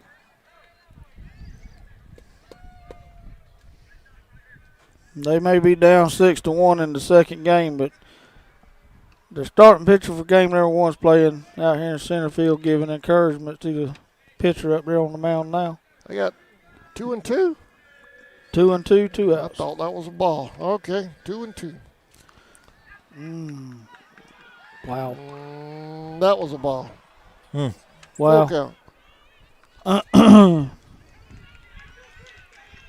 You know, they had a movie one time, Sammy, something like Can't Hit Curve. What was that? It had Clint Eastwood in it, I believe. He was a scout. Hit the third. Nice play by the third baseman over there. That was a nice real play. nice play. Good job. I'm not sure if I know what you're talking about, Gerb, on that one. Well, we can make a movie here tonight. Can't call curves because that was a nice-looking pitch by the McIntosh's pitcher there. Bottom of the 5th coming up. I want to give a quick shout out to the Charlton County Historical Society real quick during this break. They're having a Traders Day at Traders Hill May 15th. Come celebrate the tradition of old Traders Hill with artisans and craftsmen selling such handmade treasures as carvings, woodwork, pottery, needlework, original folk art, and more. There will be traditional music and food there as well. Also some just a few modern, quote unquote, modern vendors mixed in with axe throwing, just all kind of crazy things out there. It's going to be a lot of fun, so y'all come out and enjoy it. The historical side of things and a little bit of modern stuff too. Hey, that's awesome. You showed me some pictures a while ago. I believe you got them up there on the screen. Yeah. That's from the 1800s. A lot of history. Late 1800s, early 1900s. I'm not sure about the specific pictures, but they had one they were trying to identify the other day that was way, way back. That's a lot of history down there. That's a lot of history. We're staying here, Adam? May 15th. Are we staying here? Sir, yeah, we're still in. Sammy, that was Trouble with the Curve is what that movie was called by one of our listeners. Sent that in, Dusty Thomas. He's got a boy, Griffin. Griffin's in 7th grade, played middle school ball this year, plays some bus travel ball, does a good job, done a real good job for the middle school Indians. That was Trouble with the Curve. We could actually use the same movie title tonight for the umpire here because he's having trouble with that curve. Yeah, I think it's kind of got him shocked back there a little bit. That was a nice pitch, but don't take nothing away from the pitcher. That was a good-looking pitch.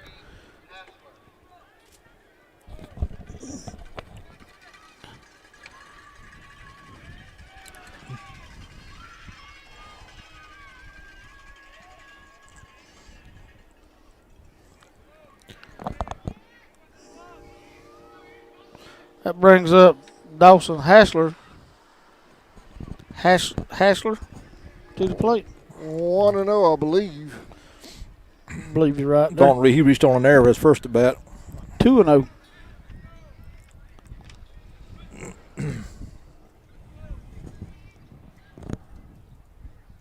Right down the middle. 2-1.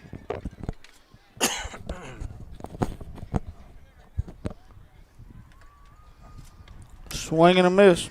2-2. 2-2. Once he's settled in, he's done a good job. Their pitcher and ours also, Sammy. Yeah, both of them really have. Got him looking. Out number 1. 1 out. That brings the top of the order back up for him there, Sammy. That's going to be Hunter Elder. Hunter Elder. Hunter's over 2 is flew out and grounded out to the shortstop. Center fielder playing center field for him. Fast kid. Watched him run down the line a while ago. A lot of speed to him. 1-0. Got Will Fillmore on deck for him. 2-0. You know what we could do with this old scoreboard right here? Put a big screen on it so the fans can see. Where are you getting your money from? Right down the middle for called strike 1. 2-1. We can barely get the Georgia High School Sports Association fees paid to play these games on there. That's going to be a base hit up the middle. Wade Rutherford, center fielder for the Indians, gets back in. Going to be a throw to first right here. Ball gets away from Scario, but not far enough for the runner to advance. Brings up Will Fillmore. It's only the 3rd hit of the game for McIntosh. Game number 2. They got it 1 run, 3 hits, 1 error on them on the scoreboard, Sammy, and 6 runs, 7 hits, and 2 errors from the Indians. They got to clean that last number up. Fly ball toward first. Out of play. Out of play.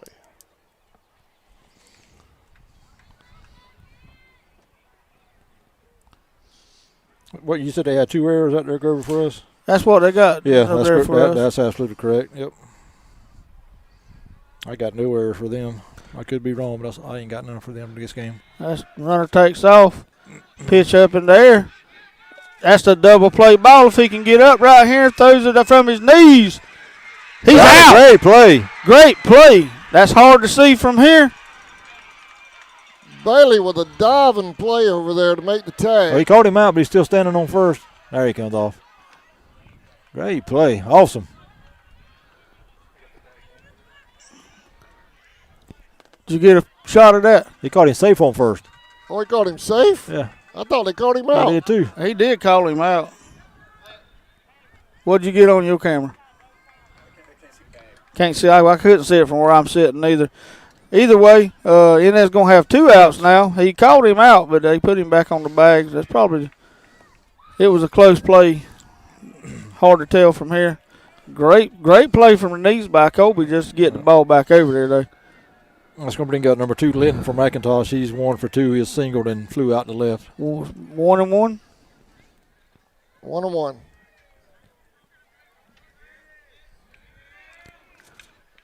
That's a pop-up third base side. Out of play.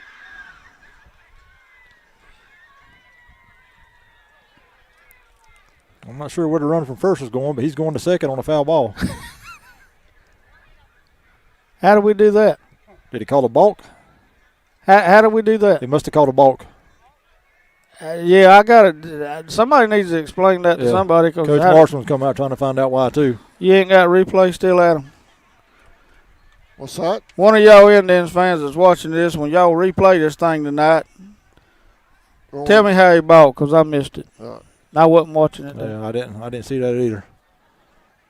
Coach Marston is making hand signals like he's coming to a set position, so he must have been something to do with that. Well, listen, if he hadn't come set as many pitches as he's thrown this game already, that should have been a problem before now. Yeah. maybe he rushed himself. He rushed himself enough that whether you agree or disagree with it, if it's called a balk, it's a balk. He's staying at second base, though. So after all that, we're sitting at 1-1. And we do know for sure they will throw you out of here. So Coach Marshman probably don't need to argue that a whole lot. Yeah, because if you watch Geiger pitch very much this year, he comes close to that bouncing that some people do. So he must have done it a little bit too quick that time. Well, he's pretty consistent with his movement, though, is what I'm saying. Yeah. If it's a problem, it should have been a problem a lot earlier than it is now. He's definitely come set this time. Yep. And that ball's hit hard down the line. Najee Smith's got it in toes. 3 outs for the Indians. Makes the play. So the balk made no difference whatsoever anyway, but I would like to hear what he done to balk. I missed it. What I mean by that is I wasn't watching. I understand. We're headed to a break. Indians lead 6-1. We'll be right back.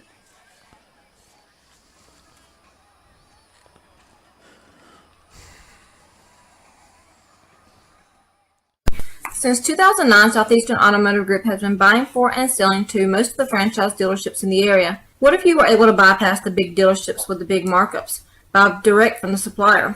Save thousands of dollars on your next vehicle purchase. Have a trade-in? No problem. With used vehicles in such high demand, Southeastern Automotive Group has dealers ready to buy your trade.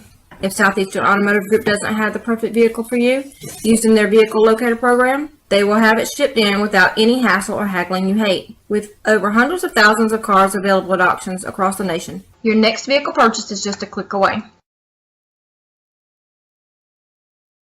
ESP Specialist in Fabrication is located at 169 Little Phoebe Church Road in Folkestone, Georgia. President Mark Pickering and his employees utilize the latest technology with a skilled workforce to supply customers with the best custom fabrication possible.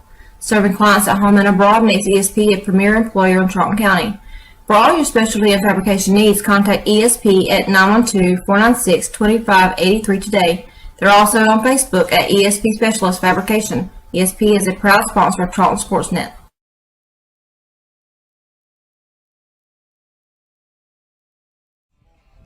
Welcome back. Indians lead 6-1 here in the 6th. Just as a reminder before we get started, anybody that's got Miss Tammy Bell's number, call her and see if she needs some help taking that patio furniture to the house tonight. Yeah. She'll have that already delivered and set up by the time he gets home.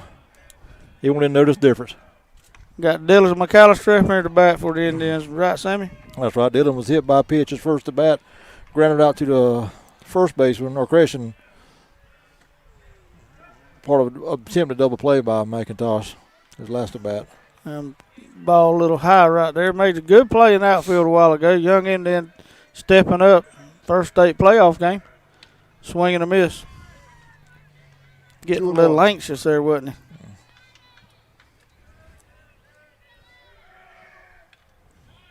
He's working fast on the mound now. I'd stay out of the box.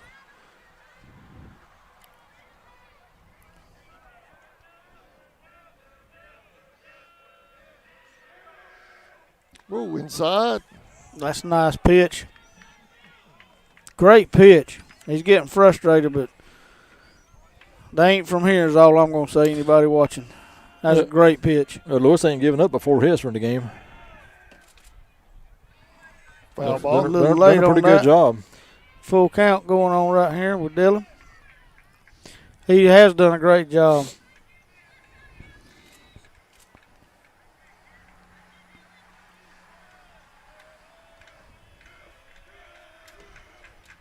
Another foul ball. Still full count. Good job by Young Indian staying in there, though.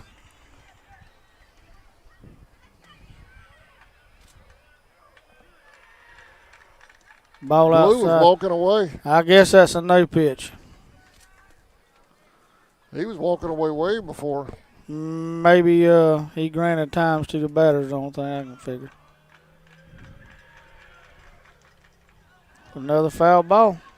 He's staying alive. Dylan's battling. Man, that's great. That's great to see good at-bats by Young Indians. That's your future right there. Another foul ball. He's hanging in there.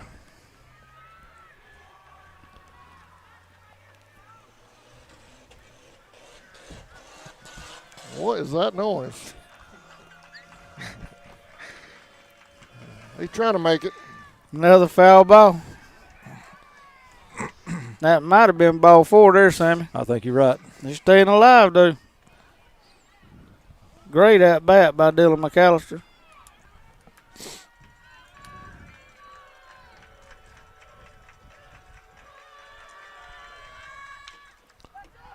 High fly ball toward the right, foul.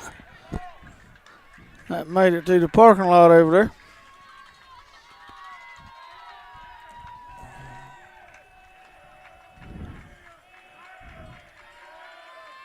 Oh, my goodness. He swung at ball 4. What a great at-bat by Dylan, though. That was. It's going to be 1 out for McIntosh here. Going to bring up Najee Smith.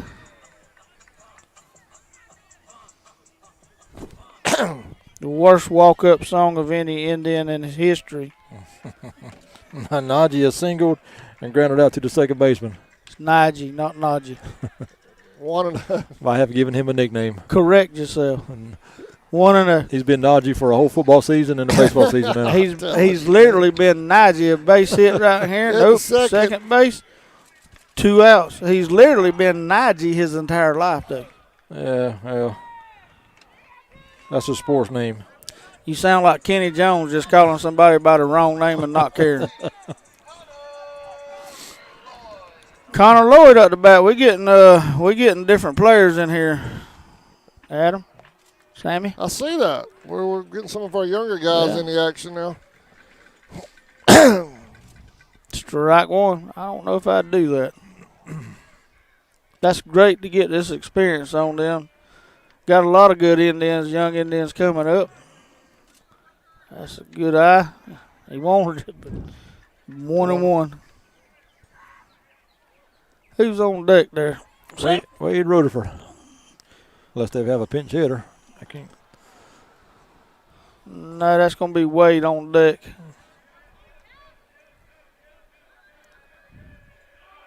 Oh, hit by a pitch. Man, right thank goodness he got turned on that.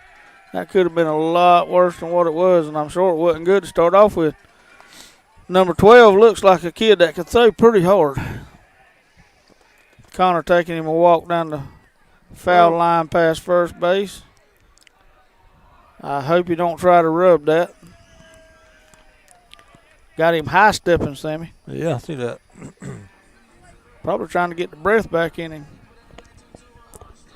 We got 2 outs. Our offense going to crank up now. Yeah. I'm going to go ahead and call it. Wade's fixing to hit him a double right here. Right here. Right here. And Connor's mad about getting hit. He's going to score on it. Was that a ball? Yeah, it was low. 1-0. I'm not calling pitches tonight.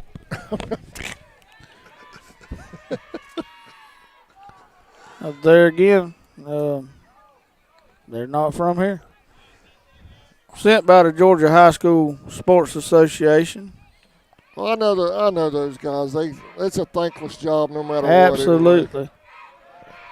Runner breaks. He's going to make it stand. He's going to slide, but he could have made it standing up. He had a bad bounce there on the catcher. Got away from him a little bit. Runners in scoring position for that double that Wade Rutherford, the Rockets, fixing to hit. He's got to hit it because he was out here practicing swinging in center field a while ago. That's going to be right fielder drops that. Okay, we're going to score on a error right here. Either way, Wade the Rocket standing on first. He lost that ball a little bit. It's twilight here at Indian Field, and lights is on, so it could have got caught up on him right there a little bit, Sammy. That was an E9. Yeah. I told y'all we were going to score. It's going to bring up Connor Nelson for the Indians. Connor is 3 for 3, 2 doubles and a single and 2 runs scored. He's fixing to hit one out of here like a uncooked spaghetti noodle right here, Sammy. Straight line drive. Now, Sammy, you know if I said that, I'd be getting the Adam Jinx Bell That's comments right. all Yep. over the place. Well, Adam, you are bad about jinxing somebody. You know they burned some sage. The man just called a home run before it happened. If I said that, oh, my That's goodness. because it's fixing to happen. That's a pass ball. Runner standing up, Wade's on second right here. They need to go ahead and get that now. They burnt some sage out there, the Braves did this week. And have went on a run tear since then. And I started to come out here and burn some sage this afternoon, but I didn't want to jinx them like Adam the Jinx Bell does. Again, anybody that knows Tammy Bell's phone number, give her a call. She needs help taking some furniture to the house. Lord have mercy. Ball. Pass ball. Into the third. He's there safe.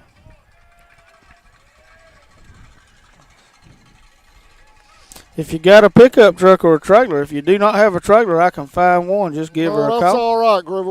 We're good. We're good over at the Bell household. We don't need it. Yeah, but y'all be perfect with some furniture to sit outside and spend quality time with your wife. At the beautiful Traders Hill campground. Timeout called by McIntosh catcher. A trip to the mound. We got Coach Ryan Young doing some field maintenance over there at first base, Coach. Pleasure to see one of our past Indian champions come back and coach for the Indians, helping Coach Marchman out here. His past head coach. Ryan does a wonderful job with our kids, Sammy. I think that's got to be one of the requirements. You got to be a good person on the field doing some field maintenance, because Coach Marshman does something the whole entire game while he's over on third base. He does, and he's doing field maintenance the whole game. We wore pants out at my house from my youngins on their hands and knees when we first put them rocks around the backstop. Because after every game, I don't care if it took 10 minutes or if it took an hour, you was on your hands and knees putting every rock off of that grass back in that where it belonged. We're going to have a pitching change here for McIntosh. It's going to bring back the starting pitcher from game one, number 10. Yeah, I was going to say he pitched game one, didn't he? Yep. He was a starting pitcher, been playing center field for him. A good-looking athlete. And a nice-looking pitch he just thrown. You don't happen to have his pitch count for game one, do you? I do not.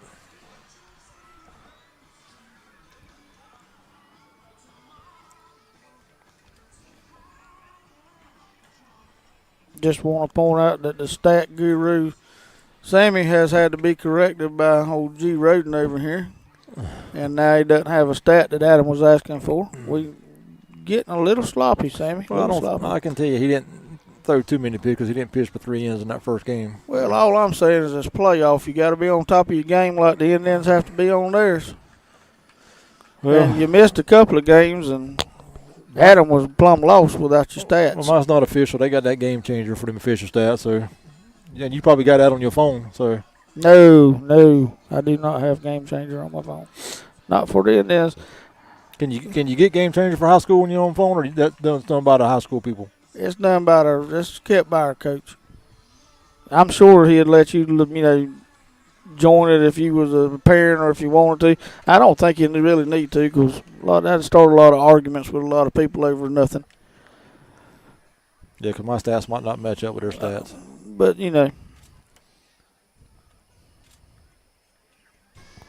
I don't think anybody's streaming that one either. If we just score stays the same here, the innings for us right here, Sammy. They do. The score runs. Yeah. They've had some opportunities that got away from them already in the game. I don't know why they can't do whatever they got to do while he's warming up there, Sammy, instead of having to converse and everything. And I could understand right now he needs to tell him, hey, there's a kid on third and you got 2 outs. Mm-hmm. Should be Sean Russell up the bat for us. Or Connor Nelson.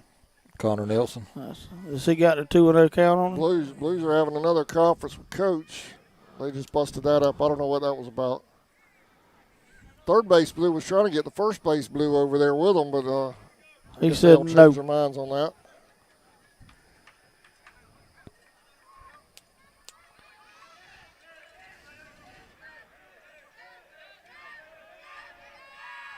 Down low. That's ball 3, should be. 3. Yeah, it was 2-0 before we started. Yeah, it was 2-0 when he took the mound.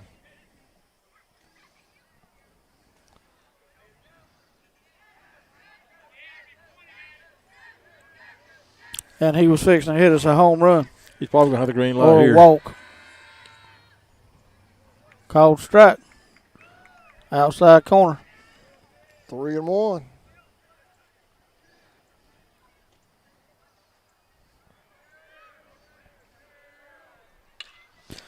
That's a high fly ball to right field out here, tracking it down for out number 3. He makes the play out there. Bottom of the 6th coming up. Indians lead 7-1. We'll be right back.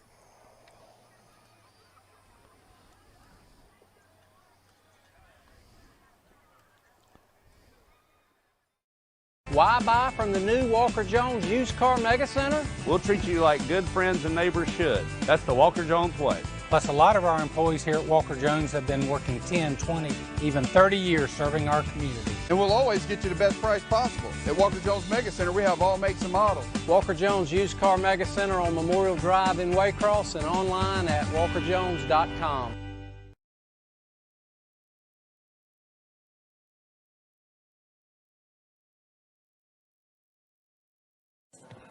The Running Bear Outpost, located in the heart of Traders Hill Campground in Folkestone, Georgia, at 1388 Tracy's Ferry Road, just yards from the St. Mary's River, where there's great fishing, boating, beach fun, and more.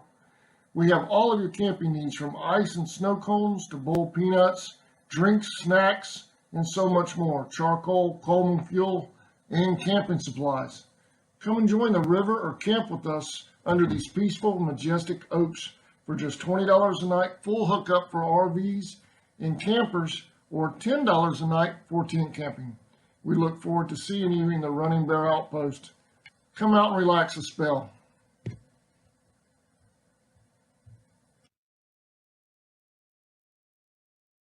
Years, Georgia's electric membership cooperatives have made. All right, welcome back. Indians up 7-1 here in the bottom of the 6th. Before we get started, I just want to remind everybody, if you have Tammy Bell's number, please give her a call. She's looking for some furniture to be brought home right now.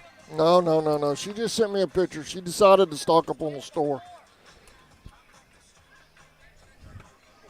Text her number to me. But she did just text. She must be listening to you, Grover, because she did just text me and said there's a few other things I want to go back and get. Exactly. As much as she puts up with you, she needs everything she can. This is going to be McCallum up hitting for McIntosh Academy. Number 4 or 6? 6. Did he call that a strike? He should have called that a strike. I don't know, and then that could be ball 1. That's going. There's a high fly ball to line shot rather to Smith over Nigel there. Smith takes that in right field. That's what I'm talking about. Oh, yeah, I forgot to mention. If anybody's listening, Najee wants you to follow him on Snapchat. Yeah, he's on. Don't have any idea what that is, nor do I care, but I told him I'd mention it. So if you could follow Najee Smith on Snapchat, he would be very impressed. Ball high. He has a big following over on Instagram, too. Hey, appreciate it. Hey, appreciate you, man. Good to meet you, dude. Good to meet you. Come back anytime.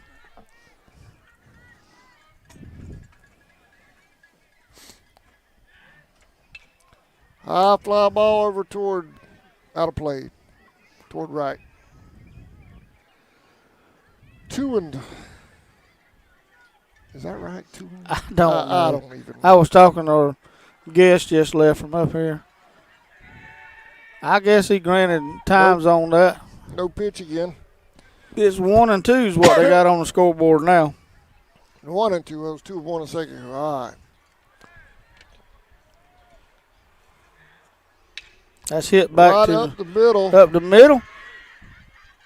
Safe at first. Hey, what a play to even get that ball up the middle like that.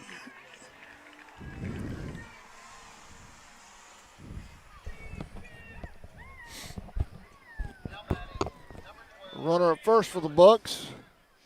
That's going to bring up their pitcher they just took out. Number 12's played first base in the first game for him. Good-looking kid, Sam. He is. Yeah, very good-looking Tall kid. Yep. Done a pretty good job on the mound on that, too. Only gave up, I think, 4 or 5 hits. Yeah, his pitching wasn't – it got off a little bit there at the end, but he had a lot of good-looking pitches that was called balls, as we've had also. And right down the middle. That's part of the game of baseball. And that right down the middle. Scoring update, Claxton 5, Clinch 0 in the 4th inning. Claxton won the first game, didn't he? Yes, he did.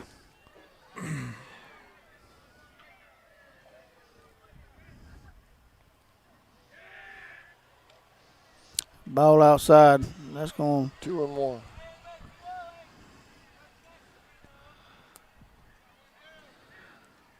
Us with a lead here, Sammy. They call that a strike? If he did, he shouldn't have. That was outside. No, he called it a strike. Yeah, I see that's 2-2. Any trouble right here, I'd probably get Gann in there and get somebody to finish this game out for him. Yeah, I think you're right on that.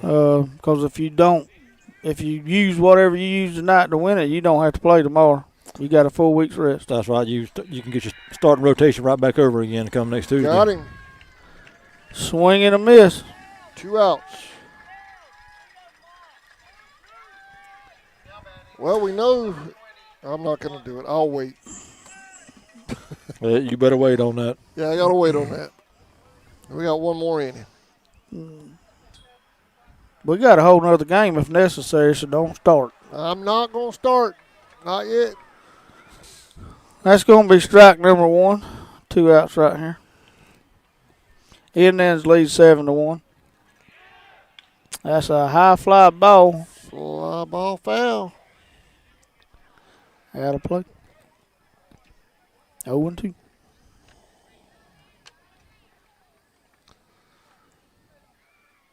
Wait for the runner to get back to first base. Must have been taken off with the pitch there, Sammy. Yeah. He's taking off again. Throw down to second. It's high. Good backup by Wade to Rocket Rutherford out here. He put his imaginary bat away long enough to make a play. Wade made a heck of a diving catch a while ago to Indiana. Indians has done real good on defense tonight. Been a solid game for them. Foul ball. 1-2.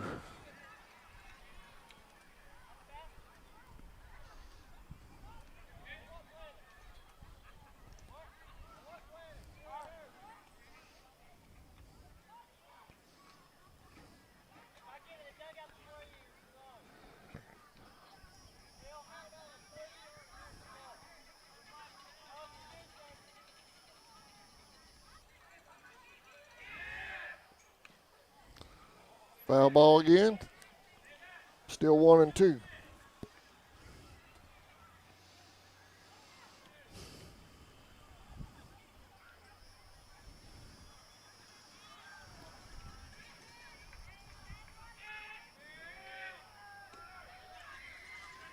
Out. Got him. Got him at third on the steal for the 3rd out. We're headed to the 7th. Your Indians lead.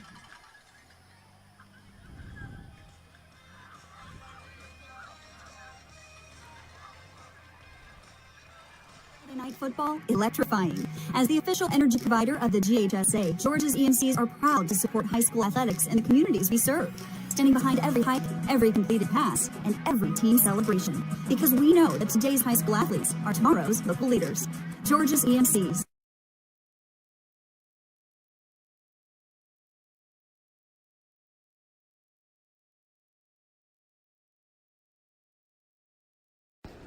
Okefenokee Sportsman is locally owned by Fred and Rawling Coley, who have loyally served the people of Folkestone, Georgia, and surrounding counties for 17 years. Hunting and fishing supplies, as well as live bait, are our specialties. Join us on Saturday, October the 10th from 11 a.m. to 2 p.m. to mix and mingle with vendors from the hunting industry and enjoy live music from Matt Knowles. Local, loyal, and laid back, Okefenokee sportsman. Whatever your view on the world's current happenings, there's no denying germs are everywhere. Whether it's coronavirus, the flu, a common cold, or just a stomach virus, contagious sickness is all around, and they each pose a certain risk to both our health and our livelihood. Why not take a safe... All right, we're back, top of the seventh inning for the Indians. Leading off be number 16, Shakaria Bailey.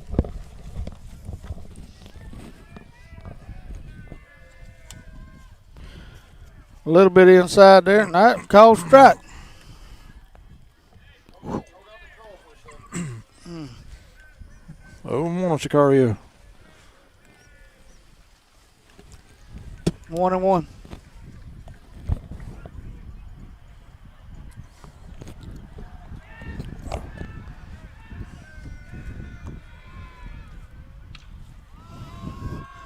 Going to be hit out here in the right field. That's going to, he can't see the ball. That's going to get behind him right there. Sicario's going to wind up at second with He's going for Sicario's going for three right here. Sicario is out. Trying to stretch that thing to triple right there. Coach Marshall giving him a pat on the back. He was being sent all the way, I believe, right there, Sammy. Yeah, I think you're right. Going to be aggressive. That's who we are. It's going to bring up number 9, Sean Russell. I'm going to tell you that kid's due to hit something hard. Sean struck out, grounded up to the third baseman, and walked in 3 plate appearances tonight. Nice pitch. 0-1.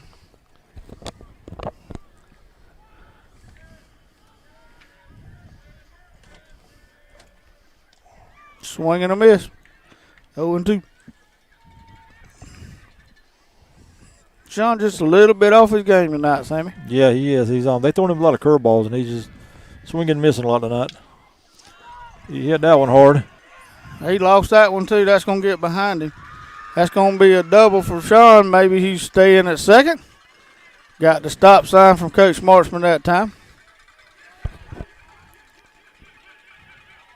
Stand up double, safe as second. That was a hard hit ball there by Sean. I think them. I was going to bring up second baseman Corey Bryant. That's going to be Kobe Bryant. That's the second time you've done it. Sammy, you getting old. Kobe flew out to right field, singled, and grounded out to the first baseman.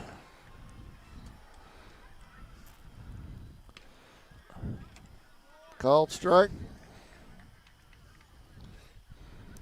Sean getting a pretty good lead out here in secondaries also, Sammy. Yeah, he is. That's ball gets away from the catcher. I think third. That's a perfect example, though, Sammy. I'm almost positive that play, that ball got away from that catcher because he was worried about that secondary lead that Sean was getting. And just lost concentration just for a second. That's right. Ball high.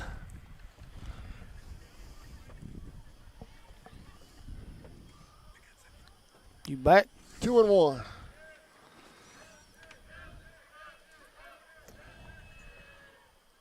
Swing and a miss. 2-2. Indians with a man on third. Sean Russell's on third for us. One out here.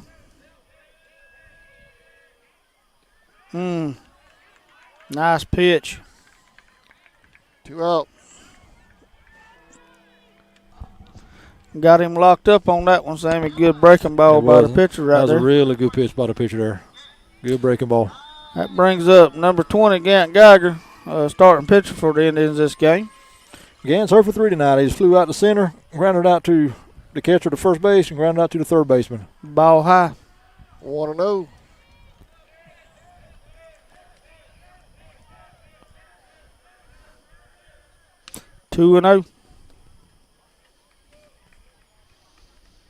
Sean needs to be careful right here.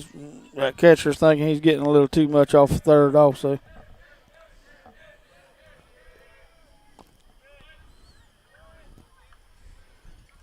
Two and one.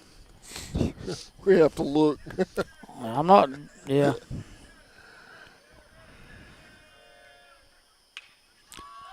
Gonna be a high fly ball over here out of play.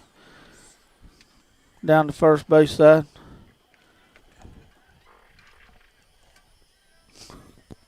Did he just do what I think he just did? He did. He did. Got Gant Geiger up here. He's due for a good hit right here, Sam. Tell you what. 2-2, 2 outs.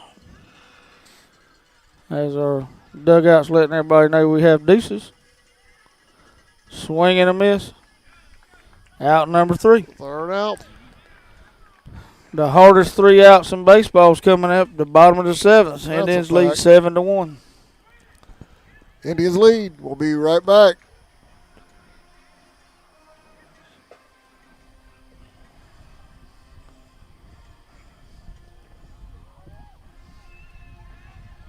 Affordable step to help reduce those risks.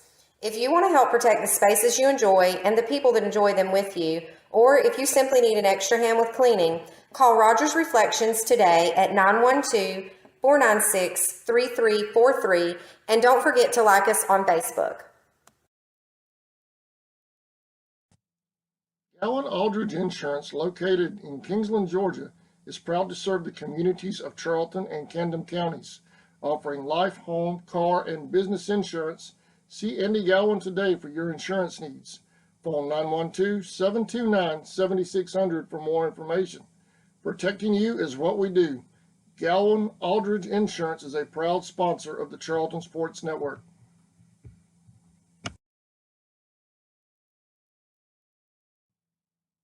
Four Seasons Floral, located at 4415 2nd Street North in Folkestone, Georgia, has all of your floral needs covered, from Valentine's to birthdays and weddings to life celebrations, proms, special occasions, or just to say you love that someone special. We deliver as well. Call 912-496-7043 and we'll assist you with any floral need at Four Seasons Floral.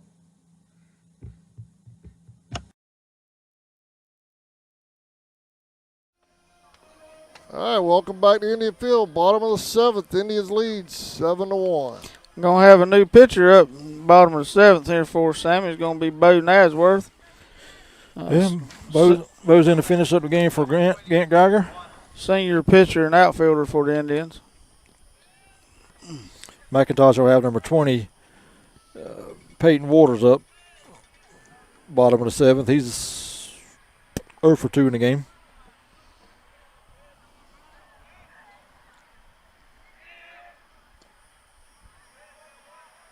It's a good pitch, a little low. Just a little bit. 1-0. He does not like him low, Sammy. No, he doesn't. That's going to be ball 2. He's going to have to get that up. Yeah, he is, because he's not going to call it. He's not going to call that. That's right.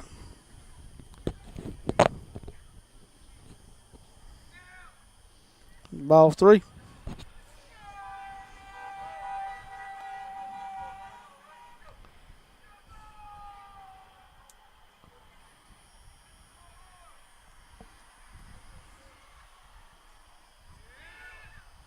That's right a down the strike down the middle if he'll call it. He got that one up there, Sammy, 3-1. That's right. I'd take again. Ball Ball 4. Low. He's not going to call it, man. You got to keep him up. If he ain't fooling them enough to make him swing at them low ones, he needs to get it up and get the ball in play and get some outs. Let's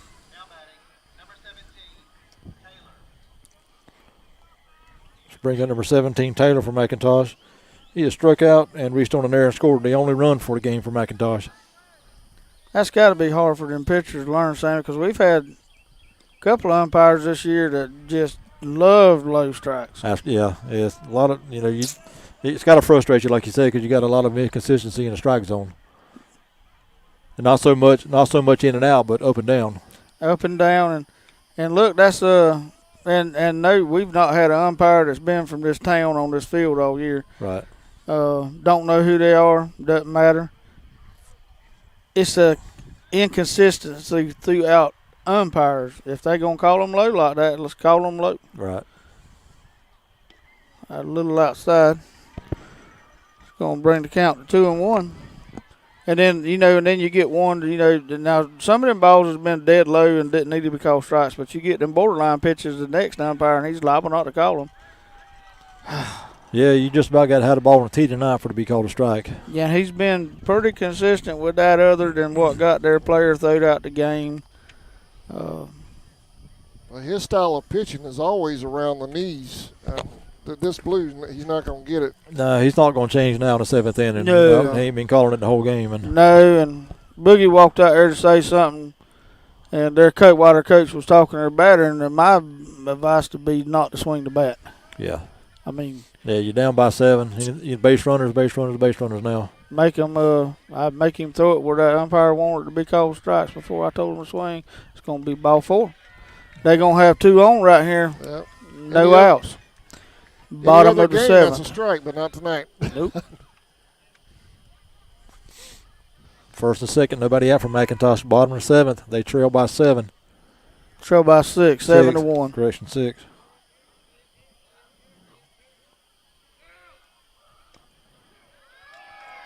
Strike 1. 0-1.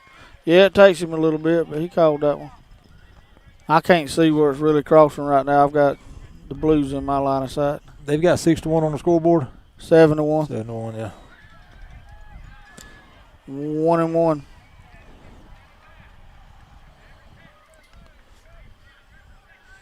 Get a ground ball here and turn to Twin Killing. It's going to be a hit there. No play nowhere. First, safe, bases loaded. It's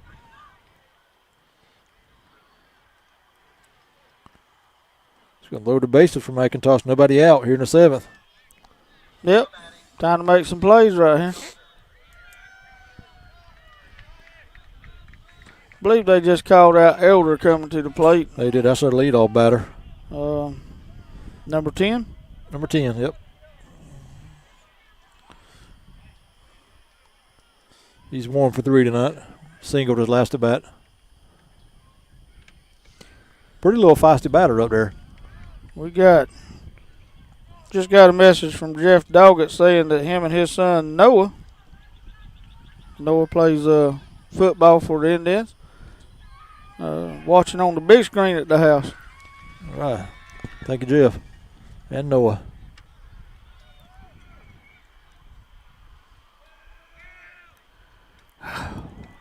Two and 1.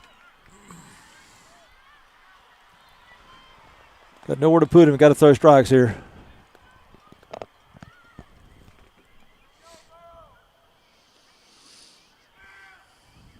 That's outside. 3-1.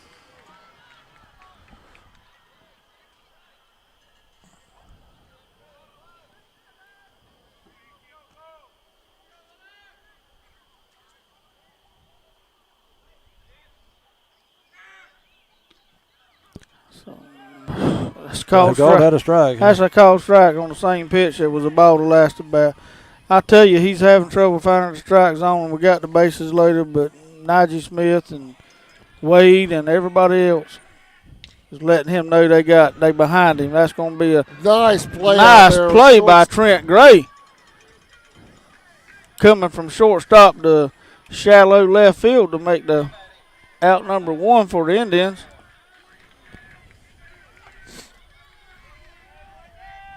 It's going to bring up number 11, Fillmore for McIntosh. He's 0 for 3. 1 out, bases loaded for McIntosh. I know it's late right here, Sammy. That's a fast kid up there, and we've misplayed a bunt already. I don't know if I wouldn't call it. We're playing way deep in the middle and kind of up close on the corner. So yeah, he's got the corners in. Yeah. Ball low and away, 1-0.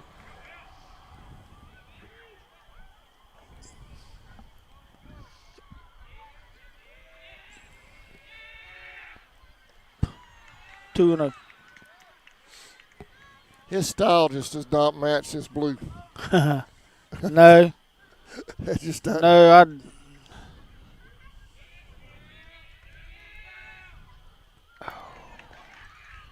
pass ball. Did it hit him or did you get by I him? guess it did. I don't think it did. Pass ball. Now he's arguing that it hit him, but that's not a reaction from a kid who just got hit by a fastball. That 3-0? That is, they got 2-0 on the board, Sammy. I think it's 3. I believe it's 3. I believe it's 3-0.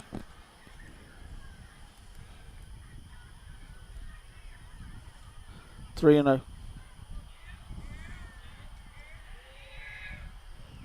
That's right down the middle. 3-2. Full count, 1 out, bases loaded, nowhere to put him right here. I believe it's 3-1. I got 3-1. Yeah, I believe it's 3-1. Well, 3-1, still nowhere to put him. Right down the middle again. Full count. Just go right there again with the fastball. Just throw it right there. You're not getting anything near the knees or below. Just throw it right down the middle.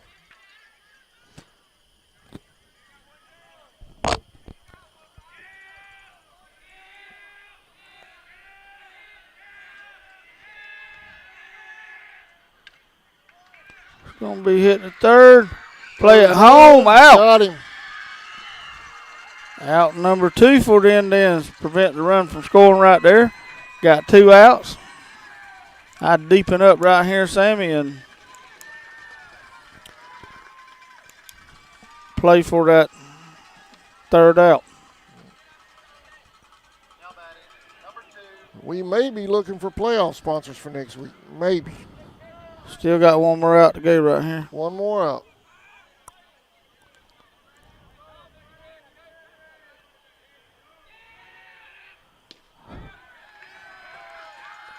Called strike. 0-1. Look the inside from here. That's going to be hit in front of the plate right there. Got to tell you, it's not a That ends the ball game, or is that a foul ball? Foul ball, I believe is what it's called, yeah. Foul ball. foul ball. Yep. Foul ball. 0-2 on the batter, 2 outs. Bottom of the 7th here. Indians lead 7-1. McIntosh has the bases loaded. Bo Nasworth come in the 7th inning.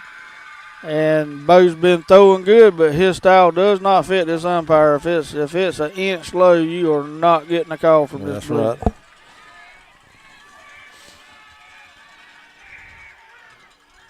That's ball low, little bit, 1-2. Just a touch.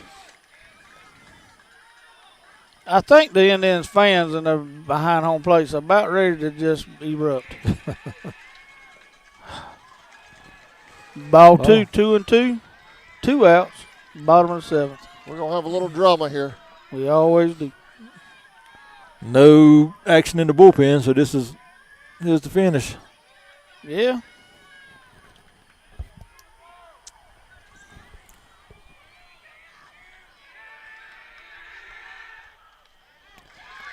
Foul ball. Foul ball. Foul ball. They ain't got a piece of the umpire. Yeah, he got a little piece of him. Boogie Nelson's going to walk out here to the mound, give the umpire a little bit of time to recover from that.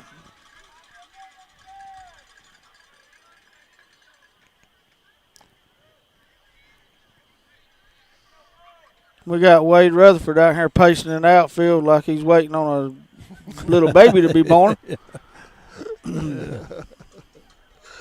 Looks like a new daddy. Looking out for his blue.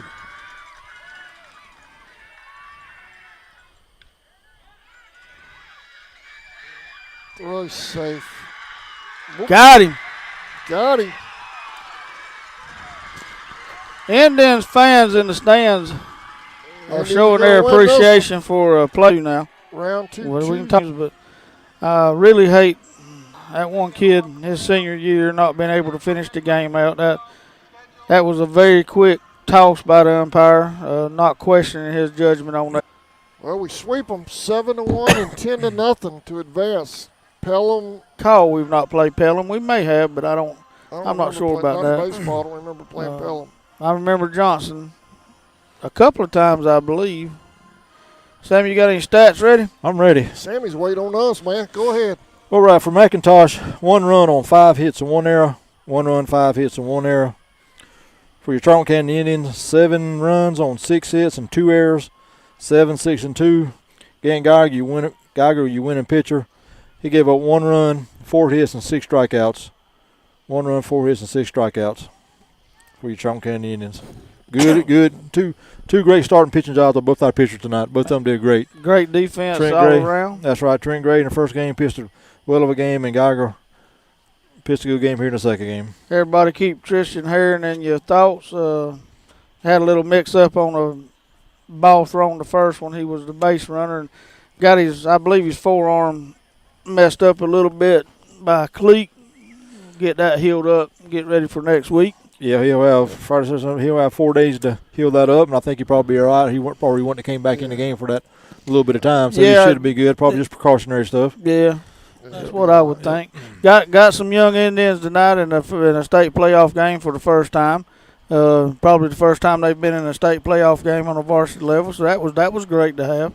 That's some experience that'll pay off in the future, That's hopefully. Right. Got some valuable experience in there. Dylan McAllister has done a great job for the Indians this year. When he's filled in, he's come up. He's not just been somebody to throw out there to fill a spot in. He's produced when he's come. He's a young Indian, and that's great to see. Well, he trusts them all. I mean, he said that on Coach's show. Any one of them can step up at any time if he calls on them. Well, we lost. Tristan's been pretty much if he wasn't pitching, our starting shortstop all year, and we filled that spot right up and went right on with the game. That's what you got to do if you're going to perform. We're in the playoffs now. We don't get a second chance at nothing. That's right. It's win or go home now. That's right. All right, guys, I've got 4 days. We need to raise $350. If y'all are, a business or organization or just want to donate individually, help us out. We're looking for those GHSA video rights fees for round 2 of the state playoffs right here at Indian Field. And before we go, real quick, a score update on game number 2, Claxton and Clinch. Claxton leads 9-0 in the 6th. So. Well, it looks like Clinch is probably going to end their season tonight, but hey, look, hats off. Well done job. Lost 6 region games in a row the first 2 weeks and only lost 1 region game after that. Well of a season. Good job. That's insane. I mean, what a run that is, because, we were all – I know I did. I was writing Clinch off after 0-6. Yep. I was picking Eccles to be the 4 seed, and Clinch battles back all the way to the 3 seed. That speaks volumes for their coach as well as their kids not giving up on herself. Yeah. They probably played the best 2 teams in the region and wound up being the best 2 teams in the region. They lost 6 games in the first 2 weeks and didn't tuck their head and get in a hole. They kept playing ball. Good job. Good job. Yeah, still ain't got no scores from nowhere else, so that's on the update I got. It's that 1 game. If anybody gets an email from Irwin County, we'd like to know what the final score of their games were. If you could just not hold that off till the last second to let us know, we would appreciate it.